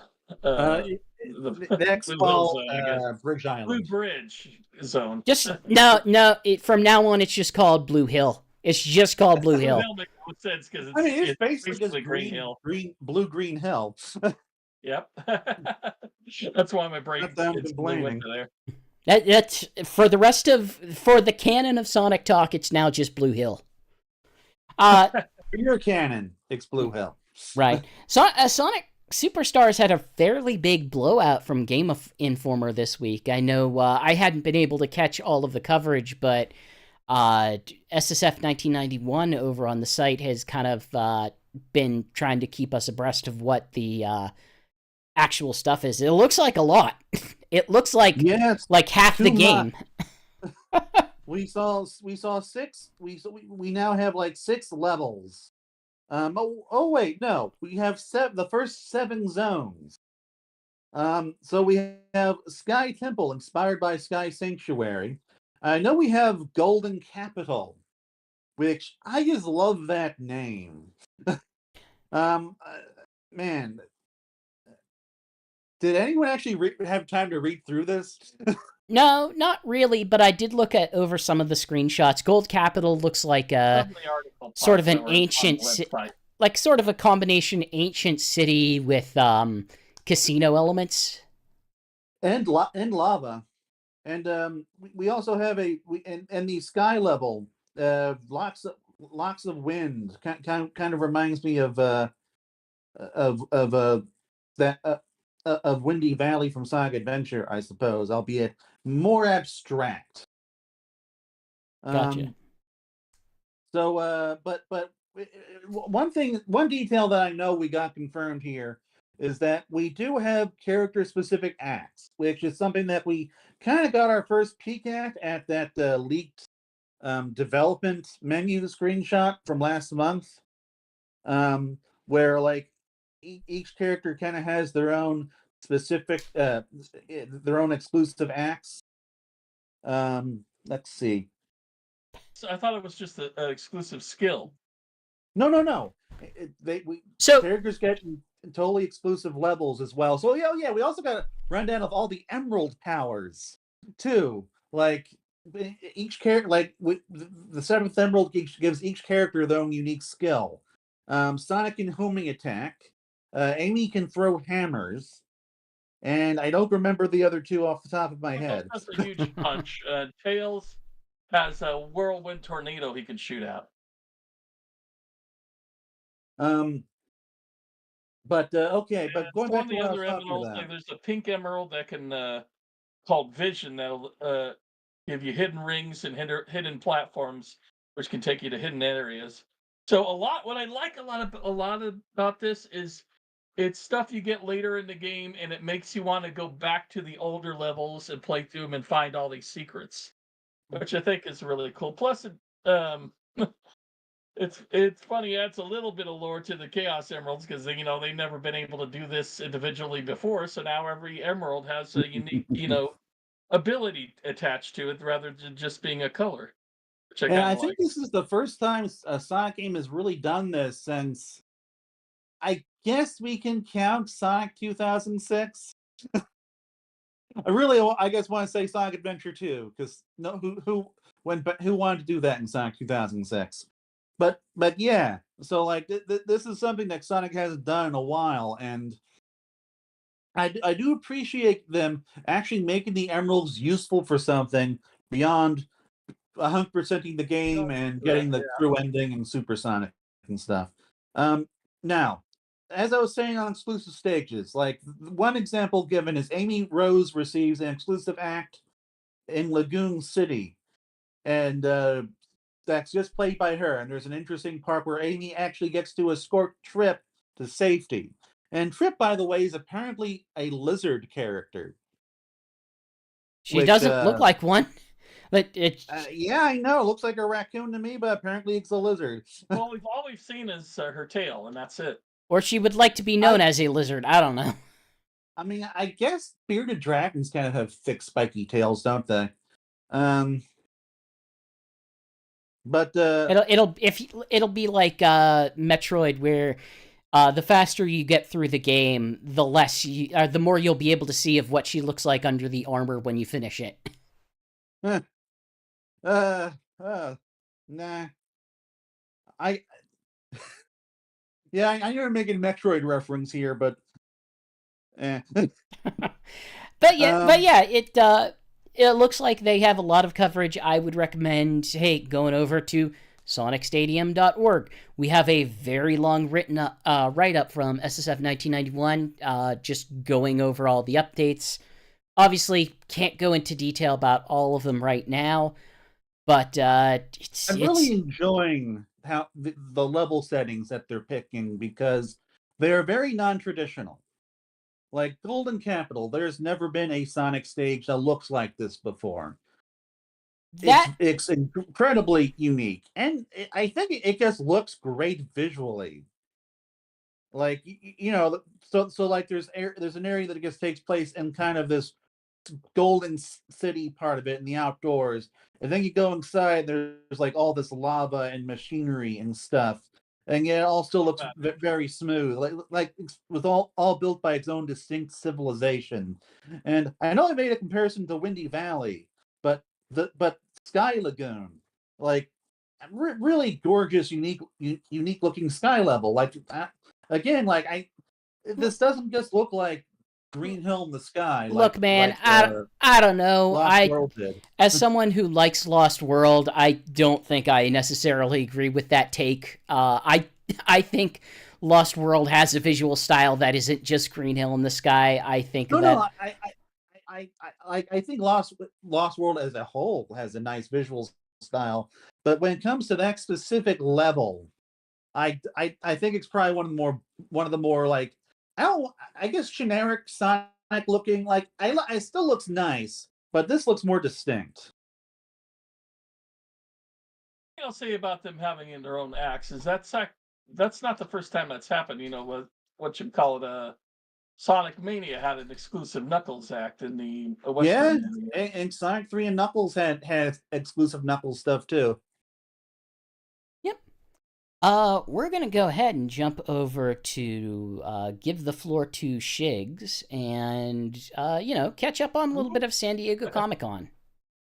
Yes, because I did go to San Diego Comic Con this year. My sister-in-law had a booth there. She sells her own jewelry products and stuff, antlers and with flowers on and everything. She does good business there. But me and John been going before her. We and John have been going there every year. It was his 30th. It's my 29th year at the con, and of course, I wasn't just going there to over overbuy stuff I don't really need, but to also cover Sonic the Hedgehog related, events and doodads going on there. And the first was the Sonic Cafe. Me and my brother were going to go there on the Tuesday, but they're already closed. It's so popular they kind of had to. They already ran out of food, I think, on Tuesday or it was just too busy at the time. And so I did go Wednesday before the Comic Con opened. That was preview night. They had their grand opening in around 11 a.m. I took some pictures of that, covered as much as I could. The one problem is it is so busy there that your line to get in will take with sometime between 90 minutes to 2 hours to get in. I don't think it's as long now. They're still open till August 20th. Just if you're in the San Diego area and you want to check it out, it's still going. That said, it was quite a fun little experience while you're waiting in line. They have like a guy in the Sonic costume come out. He's got his handlers with him because, you know, You don't want him to attack the children. Or step over because he's completely blind in that thing. I mean, when you watch him, they're just pulling him very slowly. Okay, fastest thing alive is being pulled very slowly along. So I gotta know. This is important. Is it the Sonic suit that is sort of the skinnier one that they use for American marketing, or was it the Japanese TikTok Sonic suit? I wish it was Japanese TikTok. I would so love the Japanese TikTok one, but no, it's the American, taller American one. And so you could take your pictures with him and everybody, and the kids were going crazy. They loved it. Inside they got it painted up like, blue skies, green hill, grass all on the floor. Uh, two PlayStation 5s playing Sonic Origins Plus. A giant menu in the back with a bunch of Sonic merchandise also in the back. A little corner with the Black Market Chow from Sonic Adventure 2. They have a little not a statue or anything, just a drawing of him where you could pick up some exclusive merchandise from him. I got not from him, but that's where you can see what the merchandise looks like, and you buy it when you order your food. I got a Sonic Speed Cafe cap, which a little pricey at $35, but it fits my head well, and I made good use of it. I got Takashi Iizuka's signature on that, and I put my exclusive Sonic Lego pin on that guy. But anyway, and they had a nice little menu, very character oriented. You got Sonic Chili Dog. I tried a few things my first time, overspent on the food just to try it. How Some was it? stuff. So they had the Sonic Chili Dog, which is common chili, but a nice beef hot dog to it. It's all beef, and that was really good. The golden rings, which is just basically onion rings, nothing much there. The blueberry slushy, that was fine. That was really good. The knuckle sandwich was my favorite though. The knuckle sandwich is Ooh. just your typical chicken sandwich with little pickles and some slightly spicy, not very spicy, not too spicy chicken sauce on there. With some kind of chicken sandwich sauce, It's and full of that was ants. actually surprisingly very, very good sandwich. I actually had that twice because I had to do a return trip to take pictures of Takashi Iizuka and get his autograph and everything, and I had the same sandwich again for that one. There's also on my second trip, I tried the Knuckles cherry drink. What was it called? I think it was just called the Knuckles Punch or something like that. There's Ah, definitely punch related. There's also a Tails mango well, slushy as well. well, Now, what was the what you punch can like? do is they actually have a off the menu. You can get all three flavors together, and they call it a Sonic Heroes. So Did you get it's that? pretty nice. Yeah, I didn't get that, but yeah, but that's kind of cool that they have that option. They have a Amy Sweet Surprise one. They have that's a shake. There's another shake called Team Dark, which has dark chocolate along with some other flavors to it. And it's when you get a combo, it's a Chow Down meal, CHAO Chow Down. So yeah, they had quite a bit of different variety there, and the food is actually really good.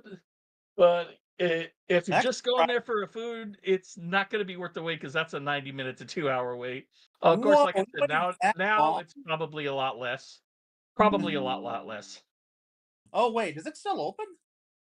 It's open till I mentioned it before. It's open till August 20th. Still, Darn. it's gonna, I hope they come back. it opened before the convention, and they're staying open after the convention. They're doing like a full month thing. Cool. Anyway, yeah, Was the second time, anything like I was said, anything got blue? yeah, like I said, I had the blue raspberry slushy. Okay, but they didn't like tie dye the hot dog or something. No, no, no. The food was just Uh, natural fillers, and they come with a little in a little carton with the Sonic characters on it, or with the fries and Knuckles. I actually saved those. I kind of folded them down because, of course, because I'm such a dork on that stuff. And they oh, it's cool. besides the hats, they also had like exclusive hoodies and exclusive T-shirts that were also fairly high priced because they're only going to be there that one time, and that's pretty much it on that. The other things I'll talk about for Comic Con was the Lego booth because Sonic had a big presence at the Lego booth this year. He had his own little statue made up of several Legos that has him in the position that everyone could take pictures with, and they had a deal for a Friday only where if you went down there and took a picture of Sonic, you got a free Lego Sonic pin that was only available that Friday, and I think they were sold out of it by late Friday afternoon. Of So course. that's going to be a rarity. If you're looking for a rare Sonic collectible, there you go. They have Sonic Superstars on the floor, like I mentioned, a 5-minute demo, and if they had a limited supplies of the Sonic play sets. They had their typical Lego store that they normally have every year, but this time the Lego store was only open from 9:30 a.m. to 12 noon, so you had to get in line early if you wanted to pick up any of the Lego merchandise because it's all stuff that's coming out in August. They had all the stuff early, so they had the 5 Sonic sets. They had I think the Donkey Kong Country ones. The other one GX mentioned a Captain America shield made out of Lego that's like life size, and I'm like thinking, okay, you put that together with the Thor Lego hammer and smash those together, and you'd have a huge mess if you're trying to imitate the scene from the Avengers. Huh. But yeah, I got 3 out of the 5 sets. One of them I'm thinking of returning, which is the big Green Hill loop-de-loop one that's like $100 because I already have one with Sonic and Eggman where he shoots off from a thing and hits a ramp to hit Eggman with, and the only difference is this one comes with a Amy and Rose and I think Tails, maybe not Tails. No, I'm not. I don't think No, just Amy and Rose. Tails come in the same set. I think most of the time it's like they come in their own sets. Amy comes in this big set, but she also has her own like animal hospital set or whatever, a little bit veterinary set that's included. So I'm probably going to return that to Lego Store because I have my receipt from the one from San Diego and just get the Amy set and maybe the smaller one. But I have to look at in addition to this stuff, you also went to some panels. Right, I did go to the first one was the Jack specific panel on Friday night. Yep. And that's when I got to watch with you because they were live streaming it. Yeah, I didn't know they were going to live stream that one. There wasn't much to show. There's an exclusive Sonic Max, which I think is exclusive to Target, and they had some more of the 4-inch and 2-inch sets, including like I forget who. There's 1 or 2 2-inchers that were the first time in the series. I think Rouge the Bat was one of them. I know Blaze the Cat, and I think is in the Infinite. 4-inch. And Blaze the Cat and Infinite. Infinite's already out. I already have he is? Infinite on my shelf. Yeah. I guess forgot. But I know Blaze the Cat is brand new. She technically got leaked a couple weeks beforehand. But this was like her official reveal for what it's worth. I can't remember who the exclusive 2-inch one was this time. I know there was also a bunch of Sonic Prime figures, but there's so much of this. I don't know what's new and what isn't. Nothing was new. It was exclusive that they showed, except for some of the 4-inch. I think they showed some of the new ones, like oops, the TV turned on by mistake. 9, who's got 70 because he's got those Dr. Octopus, tails on the back of him. Has 70 points of articulation, which is pretty amazing. And 9's one of my favorite characters on Sonic Prime, so I'll make sure to. Jeez, I don't think I have 70 points of articulation on my body. All I know is they're making a modern Sonic version of the movie Sonic RC car, which is at least interesting. Now, the other panel, which I helped you cover. Yes, because they were going so fast. Once I realized Jack specific was constantly switching, pictures. Oh, Jack specific was insane. Yeah, I was like, I better have Alex help me with the IDW Sonic panel, which had. Unfortunately, that one was in live stream. They are mentioning the Halloween one-shot, which is Vector and SPO have to find out who's been stealing the Halloween candy because poor Charmy's had his candy stolen and stuff. That technically got announced the night before. But yeah, we're getting a Halloween special one-shot, which I'm really excited for. We have Surge and Kid actually trying to join the restoration and be on the good guy side, which of course, it's probably a trap. Yeah, because let's just go through the stories that they introduced sequentially. So first they announced Misadventures, which starts this month with issue 63. It's going to be 2 issues per story for the from issues 63 to 66. Sonic, Diamond Cutter, Silver, Blaze, Knuckles, Chaotix, Cream, General, and the Babylon Rogues are all getting their own stories in these comics apparently. But then after that, as you said, we have a single issue storyline of Surgeon Kit apparently joining the Restoration. Although that's probably a trick or whatever. Yeah, I think that's still part of the more laid back stories they're doing after Yeah. the big epics that they've been going for.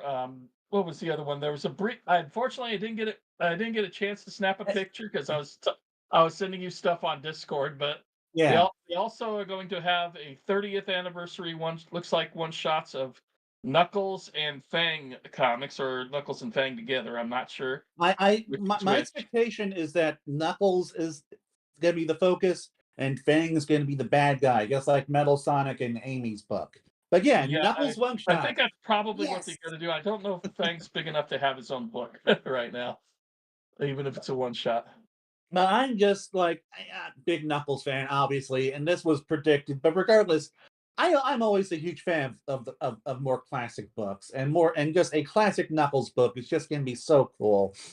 We did get some more information on the Amy one shot, which I think is in August. Yeah, it's going to be no, it's going to be September. But they said they compared it to a shoujo. Yeah, shoho. Is it shoho or shoujo? Shoujo. Wait. Okay. My brain stopped for a second. What are we comparing it to a shoujo? The Amy Rose 30th anniversary IDW comic. Said the Amy Rose comic will the 30th anniversary could be compared to a shoujo comic. It's going to be a young adult centered mid or childhood to young adult centered romantic female focused thing. Yeah, I guess. Okay. That's the comparison that they made. Okay, sure.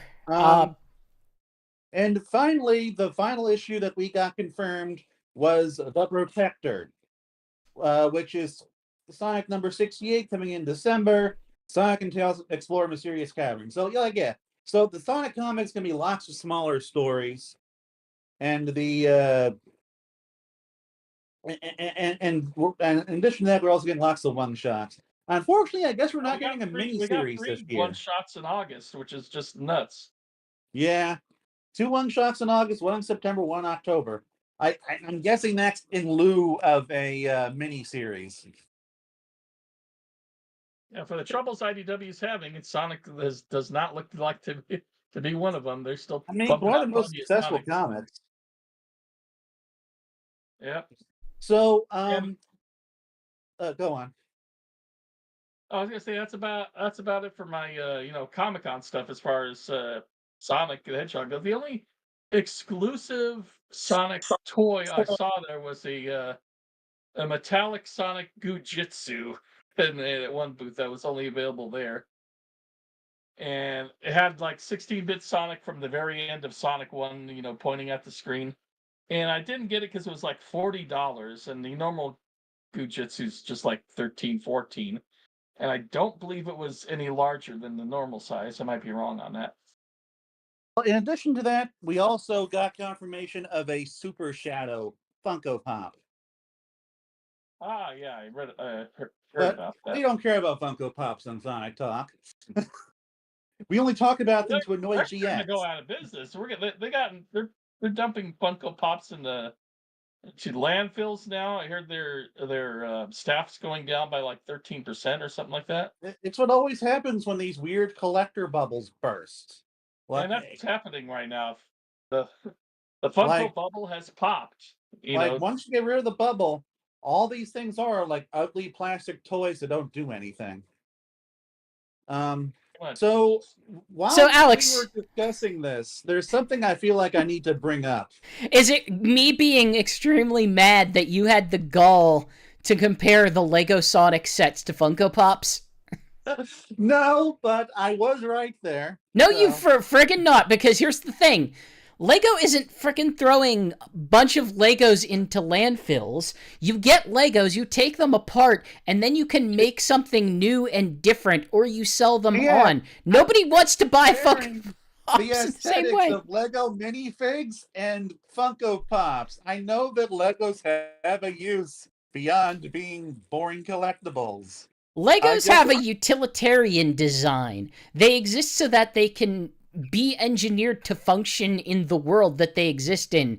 They are specifically designed to interact with many variety of Lego connections, from bars to studs, and I will not have you besmirch. Yes, and the minifigs are not aesthetically pleasing, especially not the Sonic ones. If you want to insult Lego in regard to Funko Pops, exert that offense towards the brickheads, which actually do suck and do look like Funko Pops. We did get those announced too. The brickheads.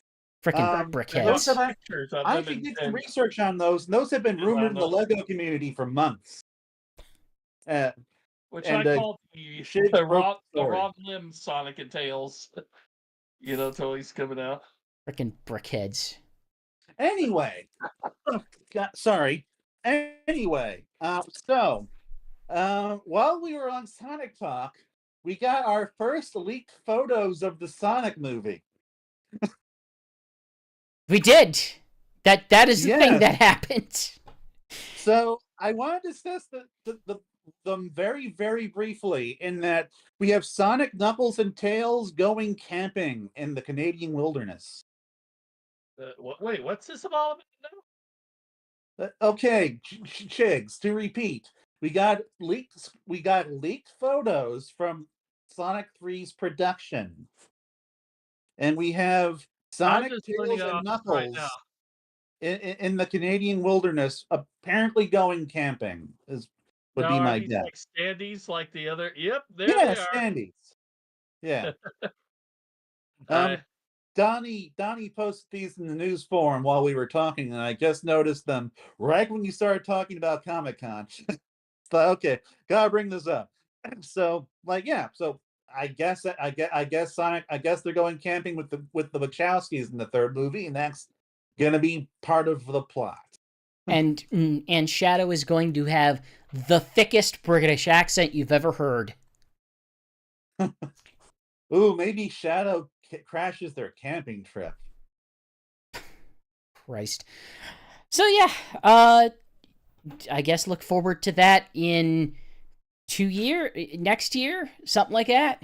Is it next year? Depending on how long the SAG-AFTRA and the SAG-AFTRA strike goes on, it's supposed to be next year. They must have just started on this when the all actors and writers strike just happened. Yep. Actually, technically, this was not supposed to start filming in London until the end of the month. So this is like completely new that they're actually doing some production either now or they were doing it last month. I don't know, but I don't know if they're just taking some location shots for the special effects, because we don't see any actors in these screenshots. We just see police cars and we see the standees. Hey, it's nice we got this in right before we stopped the podcast, Well, yeah, but we're also going to be discussing comic books now. And then Sonic Prime, and then we're done. So, okay. Yeah, so we're going to talk about the previous story, which can't remember the name of. Eggperial City. Eggperial City. I know it was Eggman City in some way. But, yeah, this one... just thought it was It's weird. I enjoyed it, but it's becoming increasingly clear that they are running up against the limits of what IDW is allowed to do as supplemental material.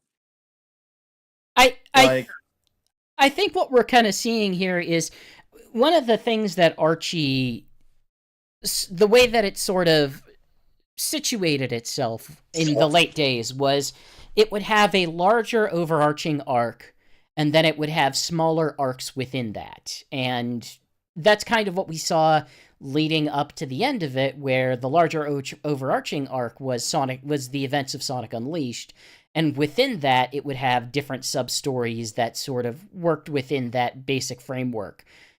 This one, it feels like everything's a bit more, isolated. An arc is pretty well self-contained. They're using things that, are part of the games in one way or another. They're using familiar characters. They're introducing new characters. In this case, like, they have something very well compartmentalized. But yeah, I can broadly agree. Yeah, there's certainly some limitations to the types of stories or the things that they could say within it that they could introduce. And It felt like a story to get Lanolin out of the background into the foreground, and there's a little bit of character development between Tangle and Whisper with the whole Diamond Cutters thing, whether they can still want to use that particular name. And then I was completely lost on how Tangle was visible but still able to, phase out through things like she was Vision. Well, when I Eggman know when part of Eggman that was rebooted they the were system, in another dimension thing because of Eggman's thing. But once all three of them were out, I thought that would be the end of it, and when suddenly she Eggman was able to rebooted the phase still. system, they became visible, but they were still incorporeal. Oh, And then when he rebooted the system again, that made everyone that got everyone out and also made them corporeal. yeah, I just thought that That's part was basically what on the happened. confusing But side. but like in terms of the story, like it was enjoyable.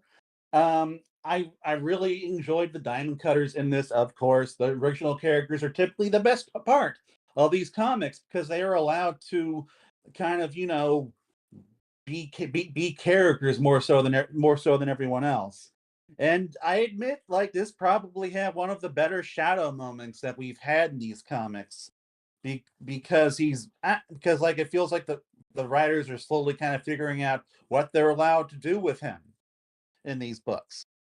Yeah, Um, which is one thing I'll mention in the Sonic Prime when we get to that. but ultimately, it's a fun adventure, but it also just kind of feels like filler, which is because it is. And It felt like it was there to it felt like something out of Sonic Universe where it was there to make 4 issues to make a graphic novel out of. well, no, so you see, Sonic Universe had, like, just like the rest of Archie, Sonic Universe had continuity. Characters would have arcs and change. they would and tell you, evolve hey, to some go, if you want to degree. see the end of this story or what's happening while this character's away, like, jump over to Sonic Universe. Yeah, I miss Sonic Universe. I miss Archie. I miss And- world building, the concept of it. Yes. Like, it was cool when Eggperial City was first introduced, but then, like, they come back to it and it gets blown up. And it's like, I don't know, like, it feels like nothing is really allowed to last in this outside of the original characters. It feels like once you introduce a concept, you have to go through the plot of it, and then you have to get rid of it. IDW's biggest problem right now is everything is an Eggman-based city or it's a village. The places and things places that they go to need to have more of their own personality. They need to Yeah, have we need Well, fewer Green Hill Zone is locations popular, Green that are Hill Zone is unique. we And need they fewer need to have a more unique territories. Which is something I thought the Archie comics had quite a bit of. Yeah, they did. We need fewer, more unique locations with their own distinct feeling and character. Like, characters, we literally just need characters that inhabit specific places and it's their home, and they are proper characters, and the home has and it feels like its own distinct place. And That is something that IDW either hasn't been able to do or can't do. well, and I want to be clear about this. Yes, I agree broadly for the type of stories that IDW wants to tell, but also Sega Sonic Team's style of storytelling has never given them that structure to work off of. Like, it just... I don't care. That's not really relevant to what the comic needs. It is relevant to me in that if Sega's going to continue this this sort of policy of We are not doing the thing where we're creating a bunch of different separate splinter worlds for this cartoon or that cartoon. It's all working within the, Sonic central world. Then they either need to, develop that world or just sort of lay out that, we're not really that interested in having the universal canon concept. We're just going to have a bunch of individual stories in this broad, space.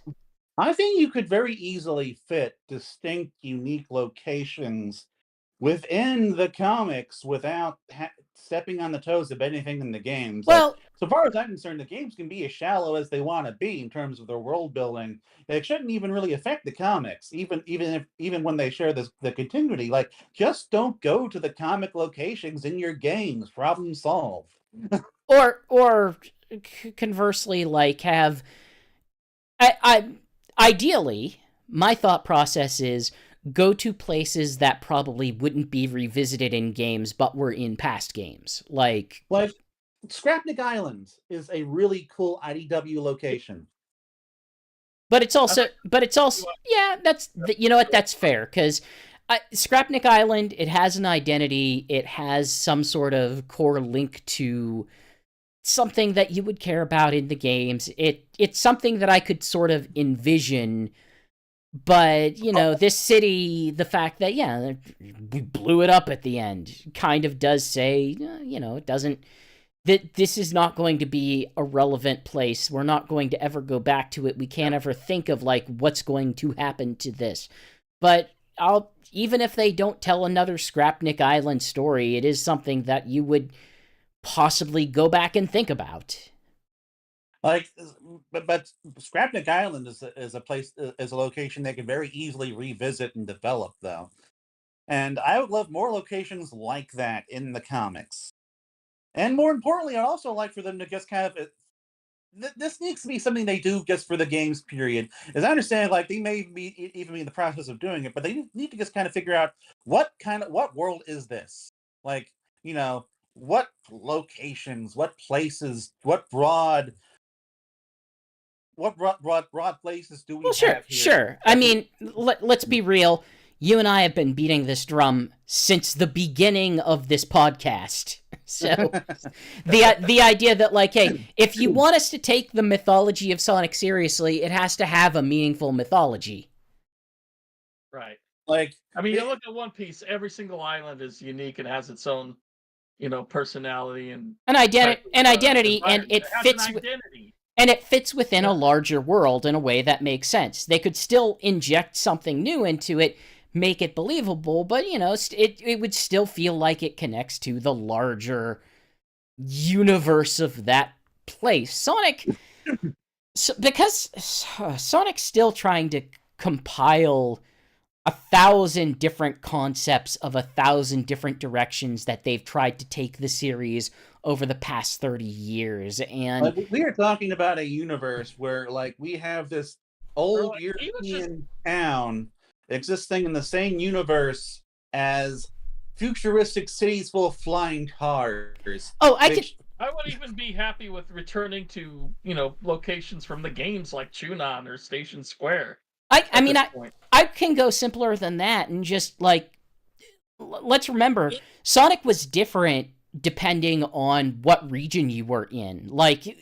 Back in the 90s, it was right down to them using the core of the Sonic Sat-Am premise to kind of describe what was happening in games or in the broader series.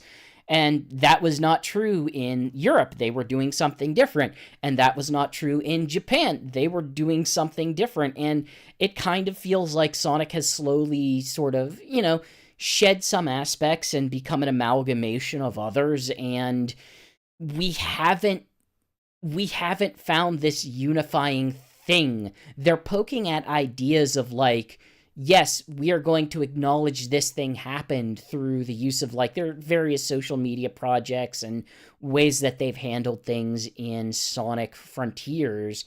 But we have never seen a project that really, really gets into the heart of that. Honestly, the biggest effort that has ever existed, as we mentioned earlier in the show, was Sonic Chronicles. So Speaking of let's go back places to the that need more locations, Sonic Oh, Prime. okay. I guess we can move on to Sonic Prime. Yeah.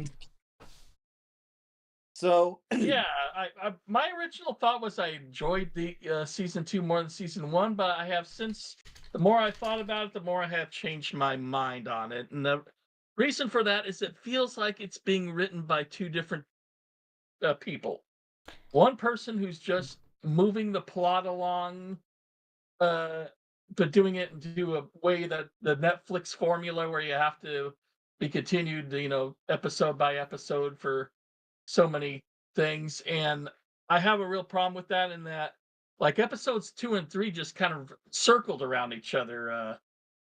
Sonic went for the one, I'm not gonna say Emerald, but whatever, it's Prism. the shard I- in nowhere. The I- Shard, Nowhere. yes, thank you, Shard. I feel And he's chasing it from the pirates. Then he had to get it away from the Eggman Council. He got it from there, and then Knuckles betrayed him, and so he had to run from there. He was running on the water for a while, couldn't get enough speed, so he ended up back. And somehow they caught up with him. And it was back to the pirates and the Egg Council tossing the Shard all around, and that just drove me nuts. I feel that way that. about season 1. I do not feel that way about season 2. The fact that the shatter spaces are beginning to intrude in on each other in meaningful ways sort of makes me it makes me feel inclined to not feel like it has that more episodic formula that the first one tended to have, where Sonic went to a place, he solved the thing, and then he left. Yeah, the one thing I say I liked was the characterization this time.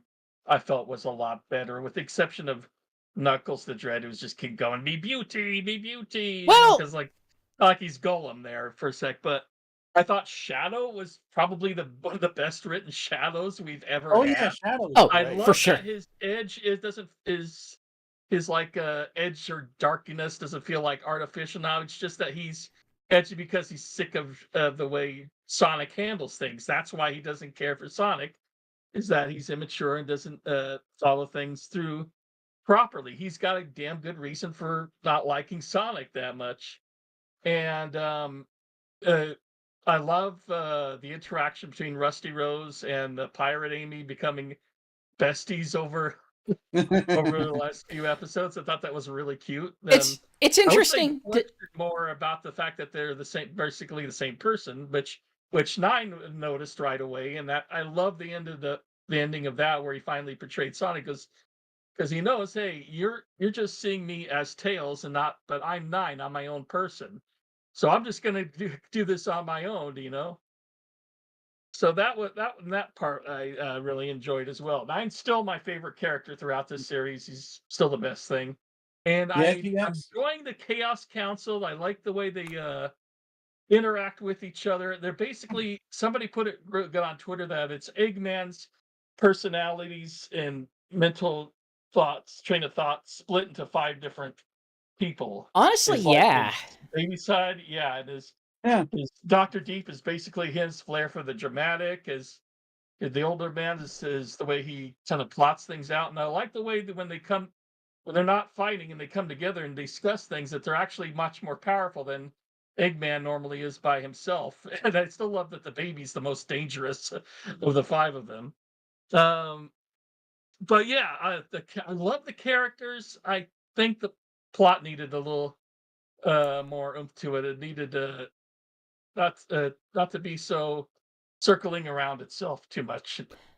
I wasn't expecting. I kind of feel a bit more positive about the direction of the story as it's gone than you, but we do have some more explanation of how this situation can finally be solved, and exactly how it happened and what the situation is. The backstory on the council, I enjoyed that as well. I think the tough part for me was that as the as the story was going, and I'm not going to entirely chalk this up to, this is going to be for kids, so this is not necessarily something that a kid would expect, but with us understanding that there's going to be a third season, and the way that this felt like it was escalating to a rising action to a falling action, it kind of did really well set up the ending of the season to be what it was going to be, or in such a way that, like, I could predict right away. It's like, this is what they are setting up. This is the way that it's going to end. I've been expecting 9 to go bad since season 1. Go bad is... You know what I mean? Yeah, like he took a villainous turn. I realize he's sympathetic, but after all this time, because once he saw Tails and he saw those other ones, he's like, oh, he just thinks this is just another version of him, It's the idea that the premise of Sonic, I almost called it Sonic Forces. I'd be worried if I was 9 if the prisms go stuck together and everything gets back to normal, doesn't just go back to one world. Well, we don't know. In which case he doesn't exist anymore. Well, I'm saying, the core themes of Sonic Prime are that, it's sort of everything is sort of reflected on Sonic himself and Sonic's relationships with the core cast. He got crapped on this season, the poor guy. as is, I think, is good choice. Like, this is probably the best character dissection of Sonic that exists in media of the 30 years he's been around, because it's built up. Everything is built up on, like, Sonic's relationship with his friends and the way that he treats them and the things that he does and the things that he doesn't do. The way I don't know about best, but in terms of, like, what's supposed to be canon to the games, it's easily the best. But I don't know. I think you could probably find some stuff in Archie Sonic that might be better. But I think they do. I think there's at least a bit of the fact that they don't come out and necessarily say, "Hey, this is the metaphor that we're using." I think that has a lot more trust in the audience than sometimes even Archie had. Like I said, 9 is a reflection of Sonic's relationship with Tails and the ways that Sonic succeeds in that relationship, and the way that Sonic just has perhaps unjustified expectations within that relationship of, oh, he's always going to be with me. He's always going to agree with me. I can always be the person to convince him that this is going to be the right path without really taking into account what he thinks. The way that he treats Amy is sort of turned up on its head in the Boss Cage Maze version of her.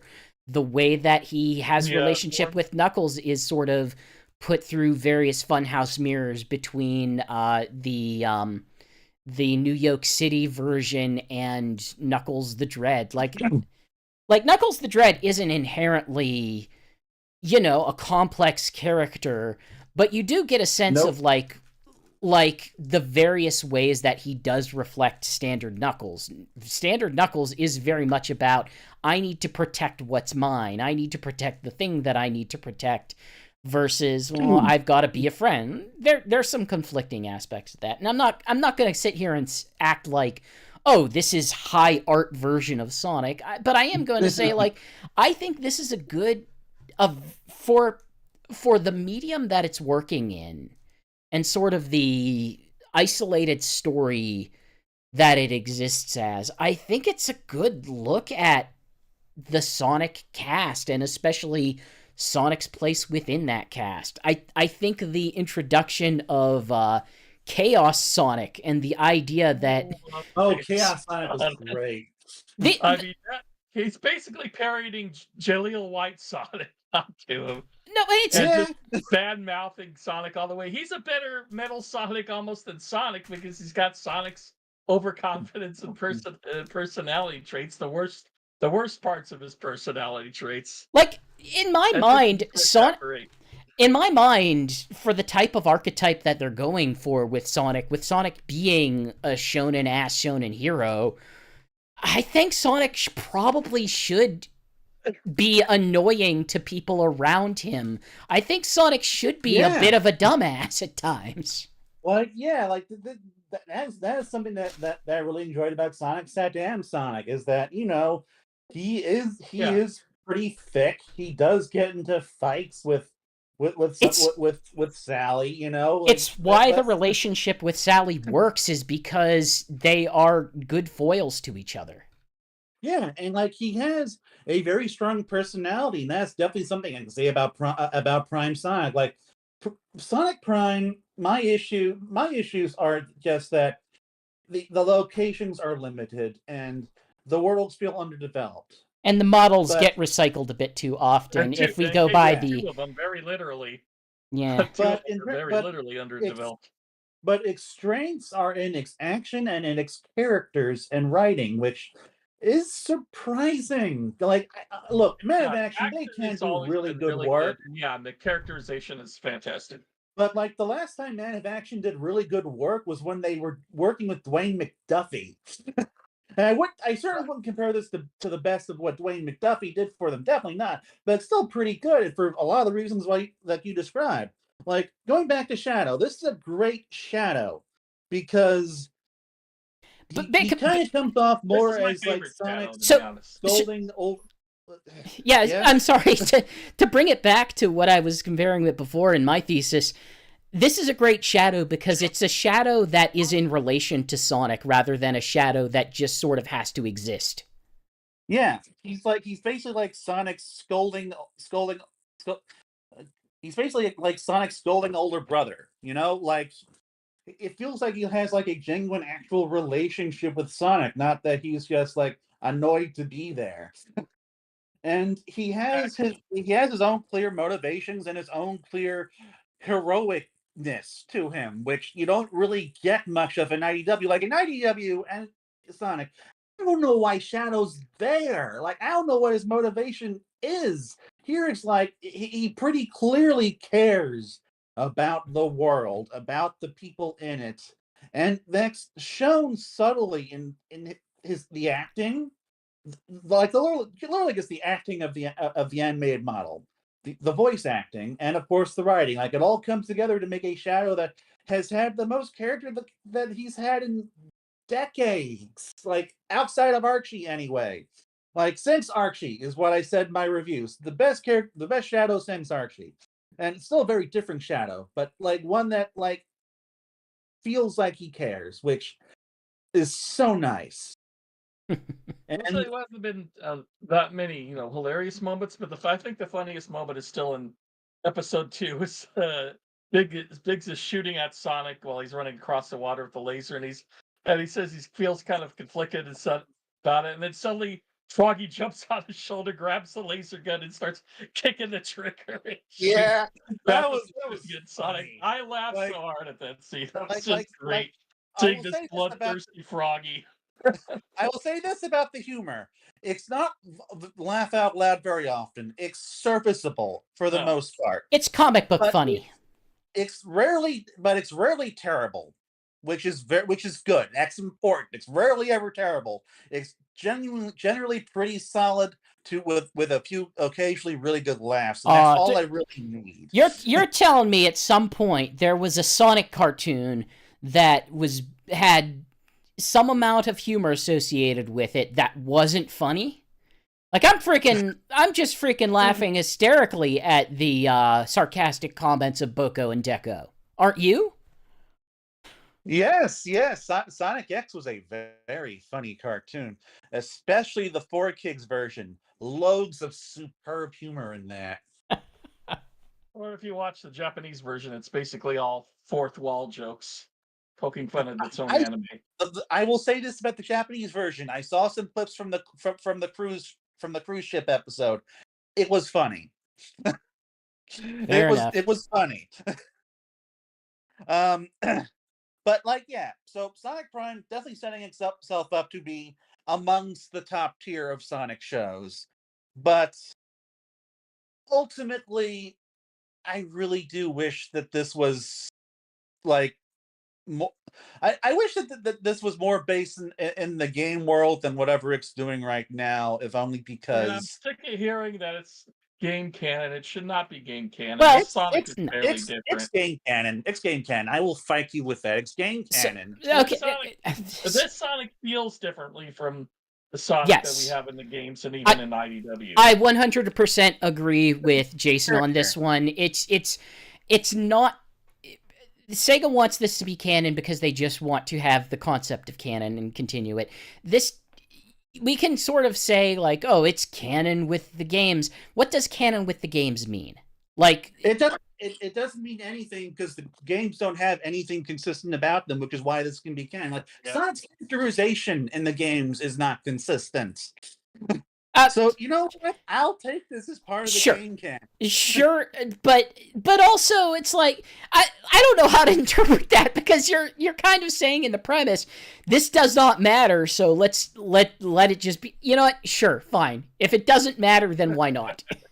Yes, exactly. I have an argument to I have a whole spiel. It's like the idea of canon either the purpose of canon could either be documentation or narrative, and I lean heavily towards the purpose of canon is to be narrative, and there is nothing in Sonic that has ever been interested in canon for narrative purposes. I can say about canon is that Ian Flynn said it's canon. He said that you can't talk about how it's canon to the games because that would spoil the ending of the show. So take from that what you will, but I take Ian Flynn as the word of God. You know what this series actually has delivered on surprisingly. It's delivered on the premise of Sonic Boom. Do you remember way back whenever we were getting our first indications of what Sonic Boom was supposed to be about? And it was supposed to be about like, hey, Sonic doesn't feel like he has a lot of need to, maintain relationship with his friends or like be a good friend or anything like that. And this plot of Sonic Boom was supposed to be, well, he learns to interact with he learns to basically have friends in this group of 4 people that he grows with. And this kind of feels like, yeah, this is about Sonic learning to be a better person within a relationship. Yeah. The only minor nitpick I think I would have, like I said, I like the Rusty Rose pirating me little relationship thing, but in the first season, it looks like Rusty Rose doesn't have her own personality that's not programmed for her. Where in this season she seems to have more free thought than we originally thought she did. So I thought she was more of like a I got that she had personality, but that she also had programming, and now that she's been away from her masters for a certain amount of time, she's been able to act more freely. But I don't know. She became an Omega. Yeah. But she became an Omega. Yeah, that's a good way of putting it.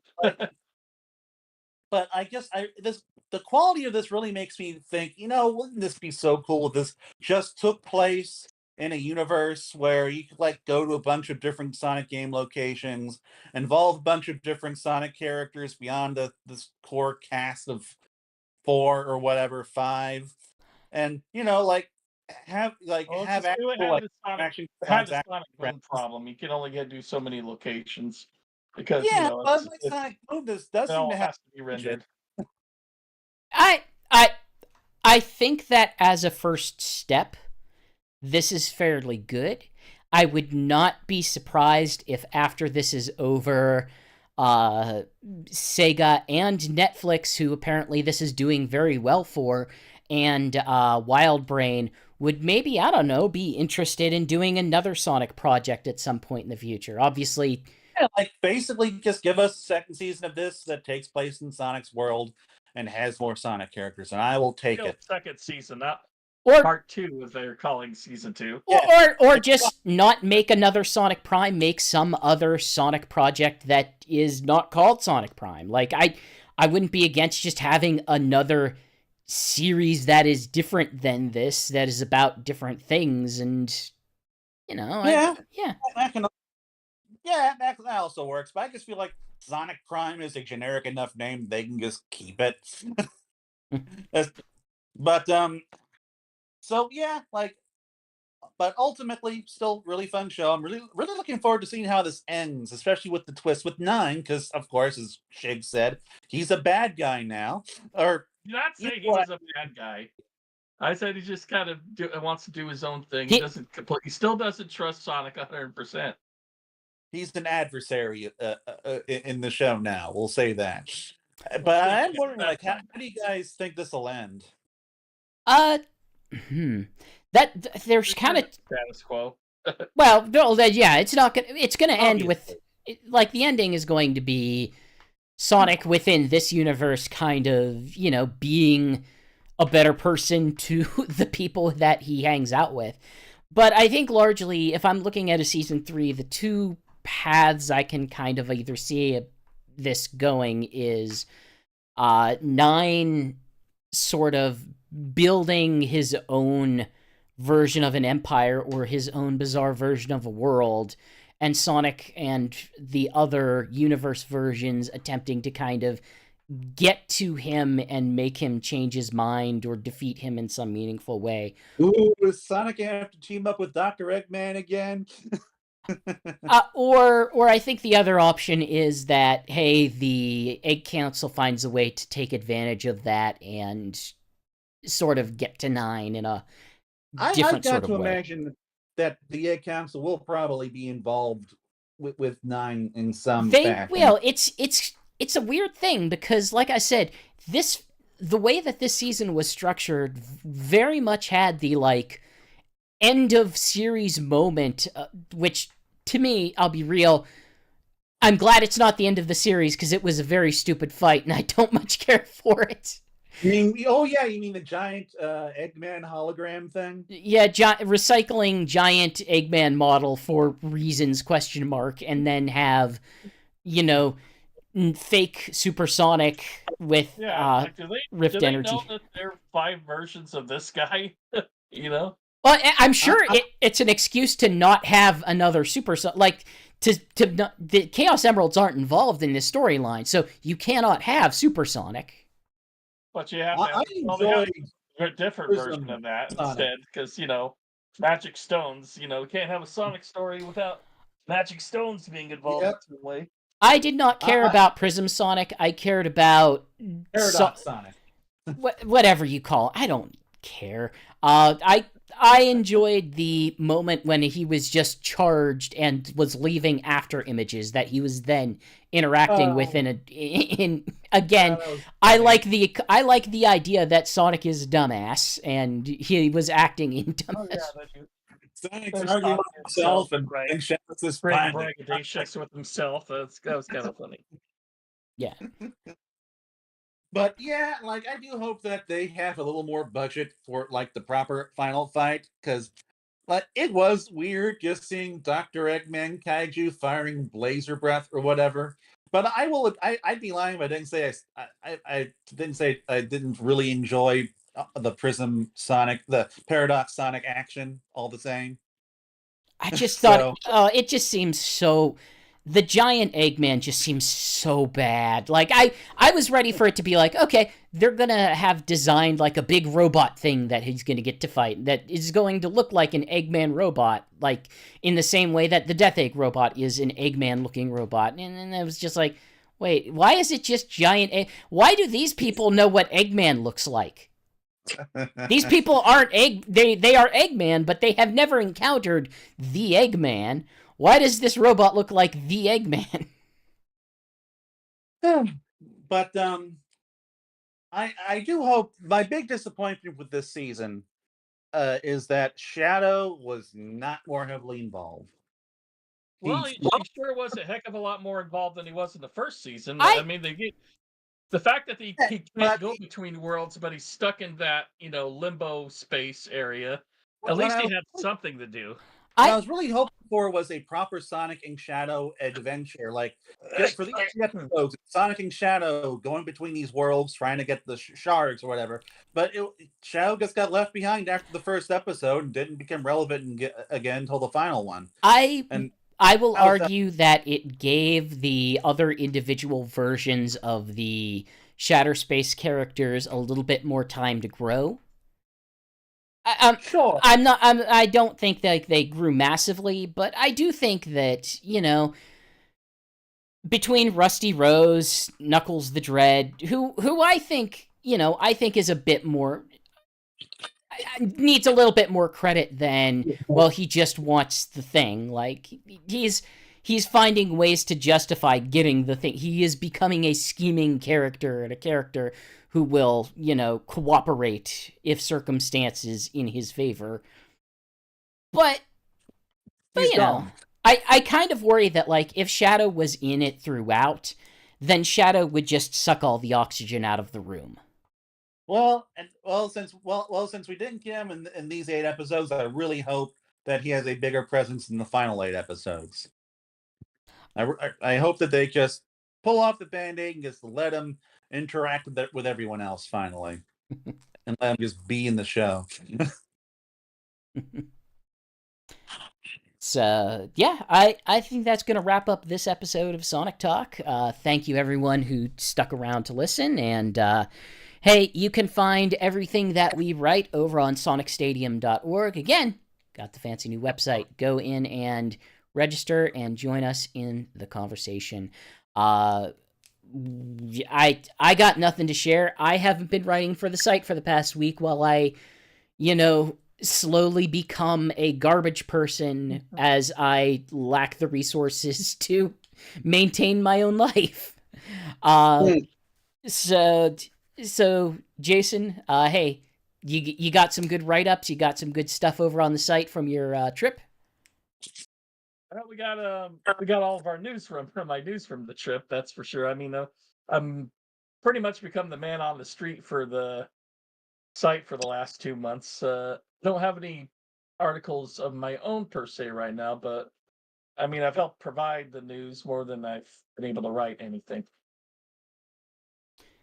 Cool. Well, I mean, hey, I've seen the footage that you took of Sonic Superstars. You got some really good footage, and the site deeply appreciates it. Yes. We got some of the earliest footage on the internet of that game, so Those videos did some numbers too. they're very exciting. Alex, you've been busy. You've been picking up my slack as is reasonable. But not lately. I've also kind of had to be taking a bit of a break from the site these last few days. Just been busy with other stuff. But I don't know. Like, hopefully, like August, that's kind of our last peaceful month until Sage, and then Sonic Superstars, and then the games. I do plan on making time for Sage this year. I too would very much like to coverage make for time that. for Sage. What is that happening? Let's see. I don't know. Sage. Dear God, I hope I have water by then. So do I. Okay. Games. Will that get me what I'm looking for? Wow. Okay. September 5th through September 12th. Yes. So, pray to God you've got water by then. I pray that I have water by then, and I pray that Sonic Superstars does not come out in that window. Well, what sucks is that with the the game's leaked release date is right smack dab in the middle of like Sonic hacking contest. Yeah. So, I'm kind of hoping that something moves. It's also the same week as Super Mario Brothers Wonder. Well, and okay. Spider-Man 2 So in the same freaking week. So I don't know if we know that that's the firm date, do we? That was the leaked date, but It was they a leak removed date. it It's from the not been website. confirmed. Yeah, I think I hope it goes to. This is kind of weird to say, but I hope it goes to November. I do too. I hope it goes to October 1st. Yeah. I want it to come a little sooner. At any rate, peace out, y'all. We'll be back next month. Yep. See ya. See you later.